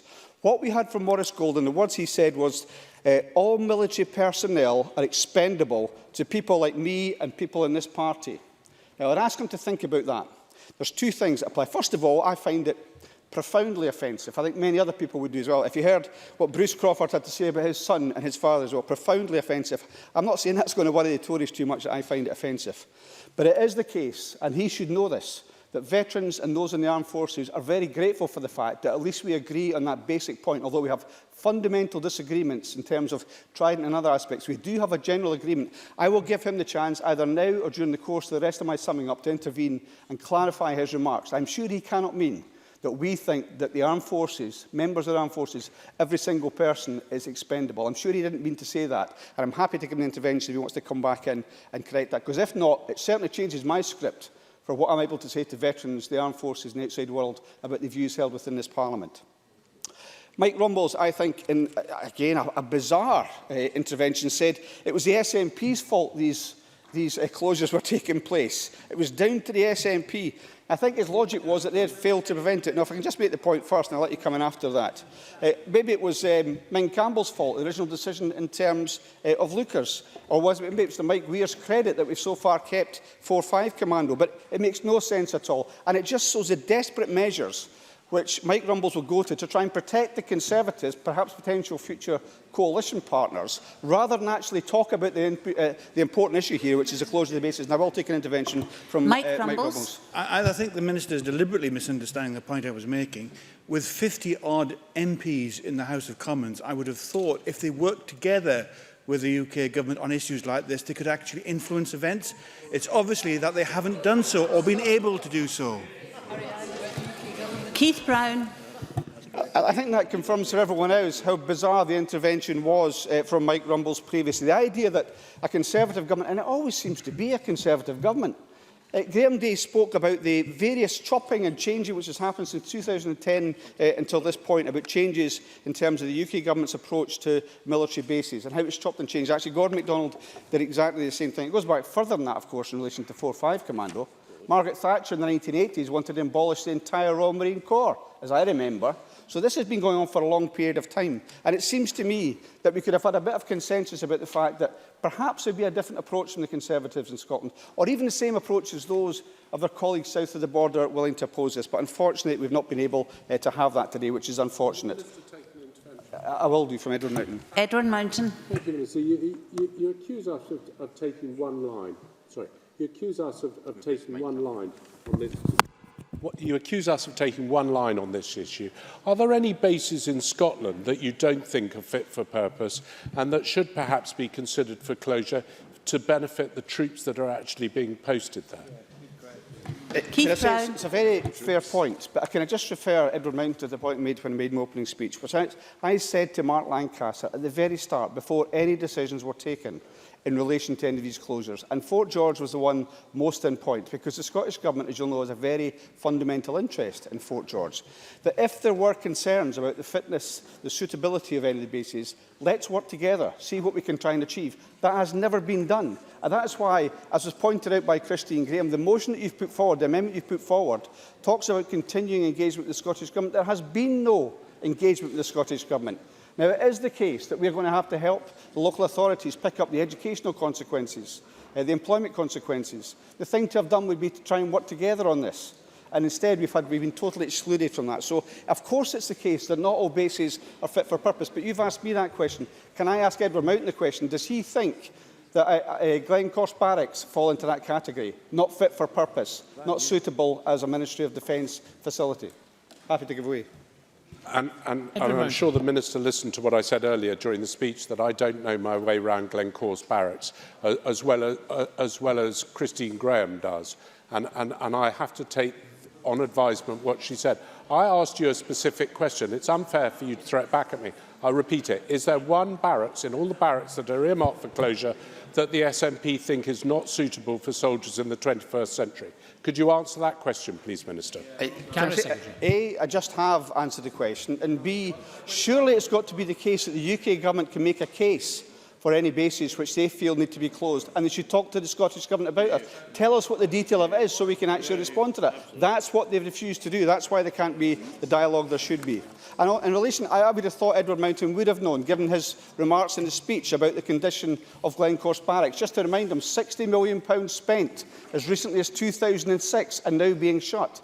And just on that point, as I say, that it seems to be that the Tories south of the border have possession of the Tory spine this week. But if it's possible for some Tories to come on board and say, we will be part of this programme, I am saying now, I would predict not all of these base closures will go ahead. Now, I'll be held to that in future years. It's on the record. You can hold me to that. I think not all of these bases will be closed. So it is possible.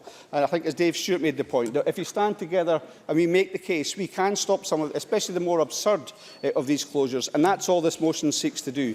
But it seems clear from the Conservative response that there is no chance that they want to be part of this. They want to slavishly follow the line handed down to them from London, rather than stand up for local communities. And I predict they will pay a heavy price at the local and forthcoming general election when their candidates are unable to say, we'll stand up for the local communities affected by these closures. And I would conclude on that last point, since I see that Maurice Golden has not sought to intervene in me and come back and clarify the remarks that he's made. It is now the case, because there were murmurs of approval from the Conservatives when he made the comment, that the Conservative position is that the SNP, myself and the SNP, we believe that all military personnel are expendable. That is the view. That explodes the consensus that we've had in this Parliament for the last 7 years. And I will give way to Maurice Golden if he wants to try and rectify that. Maurice Golden. That was clearly in reference to the way in which the SNP are treating this issue, and I would hope that Mr Brown would recognise that. But how many military personnel will there be in an independent Scotland? Cabinet Secretary. Cabinet Secretary. Can I say, people will look at that comment and realise it is the position of the Conservative Party. They believe there is no consensus in this Parliament that we respect the armed forces personnel of this country, and that one party, at least in this Parliament, believes military personnel to be expendable. It's a despicable thing to have said. It's profoundly insulting to people across this chamber.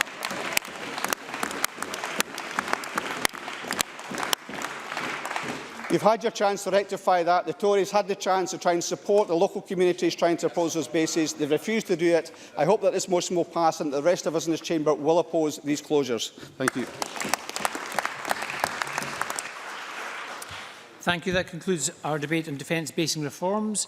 We move on to the next item of business, which is consideration of motion 5176 in the name of Claire Adamson on behalf of the Standards, Procedures and Public Appointments Committee on Standing Order Rule changes for supermajorities.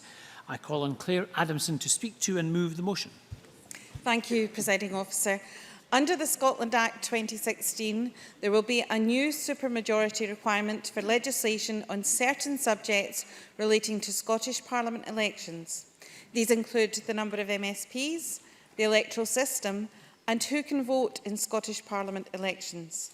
Any bill on these subjects will require a two-thirds majority of MSPs to be passed by the Parliament. The SPPA Committee has considered how to translate these requirements into standing orders. Today we propose some changes to the rules.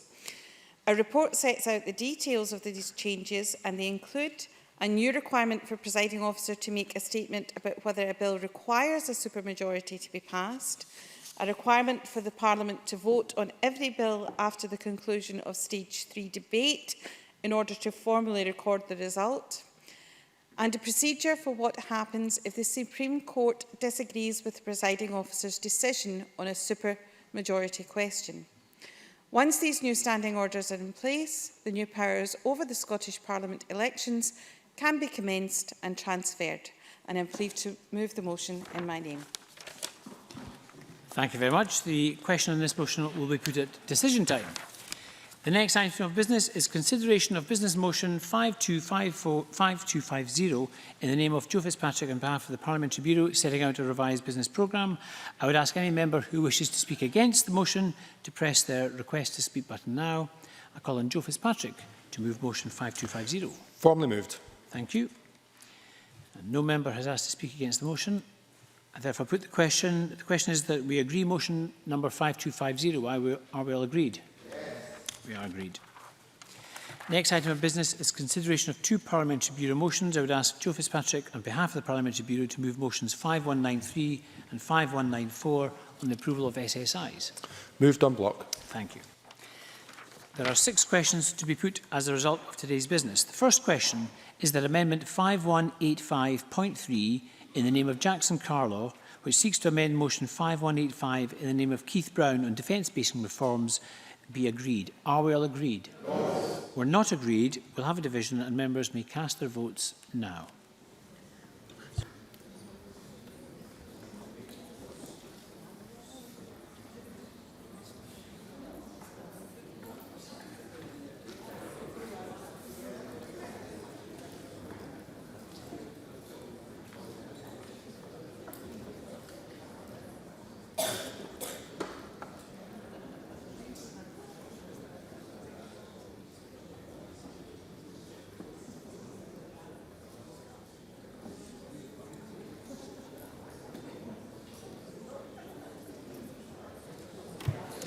The result of the vote on Amendment 5185.3 in the name of Jackson Carlaw is yes 31, no 80.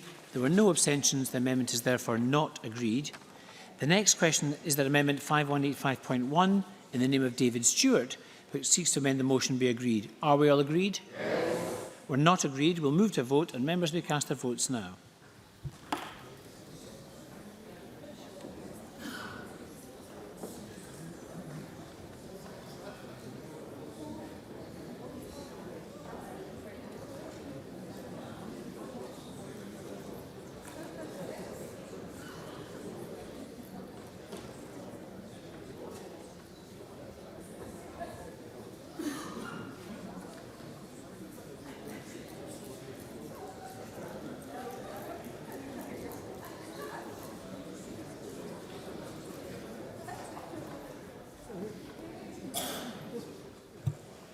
The result of the vote on Amendment 5185.1 in the name of David Stewart is yes 74, no 36. There were no abstentions. The amendment is therefore agreed.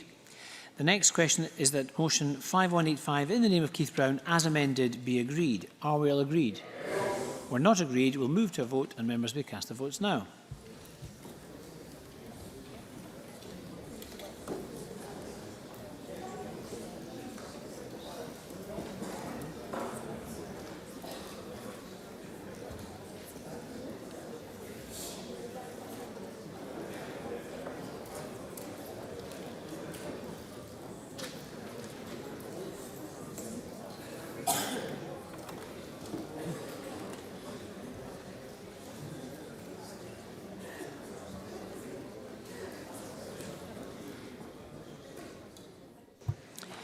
The result of the vote on motion 5185 in the name of Keith Brown on defence basing reforms as amended is yes 74, no 37. There were no abstentions. The motion as amended is therefore agreed.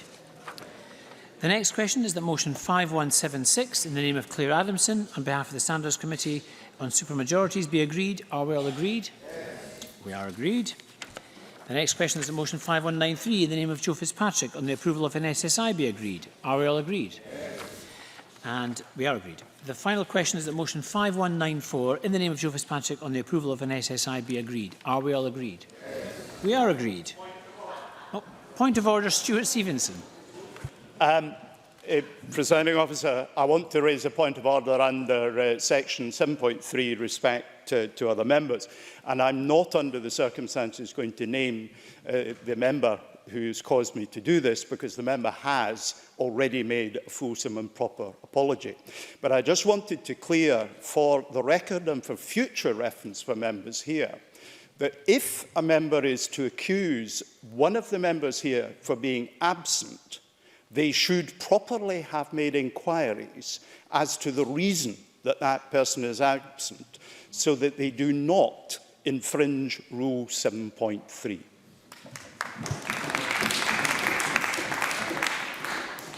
Thank you, Mr Stevenson. I think the point was noted during the debate by the member concerned too, but I thank the member for raising that point. Another point of order, Claire Hockey. Thank you, Presiding Officer. I wish to also raise a point of order under Standing Order 7.3. Today, at First Minister's questions, Ruth Davidson said in relation to the 0.7% aid commitment that, and I quote, "Theresa May herself gave the commitment to the aid budget when she was in East Kilbride at the DFID headquarter, where the aid is administered all around the world. But if you read the speech the Prime Minister gave that day, Presiding Officer, it gives no such commitment. So why did Ruth Davidson mislead Parliament? Will the UK Tory manifesto commit to a 0.7%, as Ruth Davidson seems to be claiming, or will she now take the opportunity to correct the record?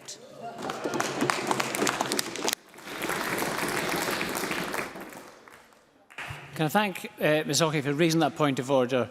It is important that all members treat each other with courtesy and respect. In this case, I think Ms Hockey is asking me to intervene in a matter that will be settled during the general election debate. And I would encourage Ms Hockey and Ms Davidson to resolve this matter in the general election debate and not in the parliamentary chamber if possible. I conclude decision time. And I close this meeting of Parliament.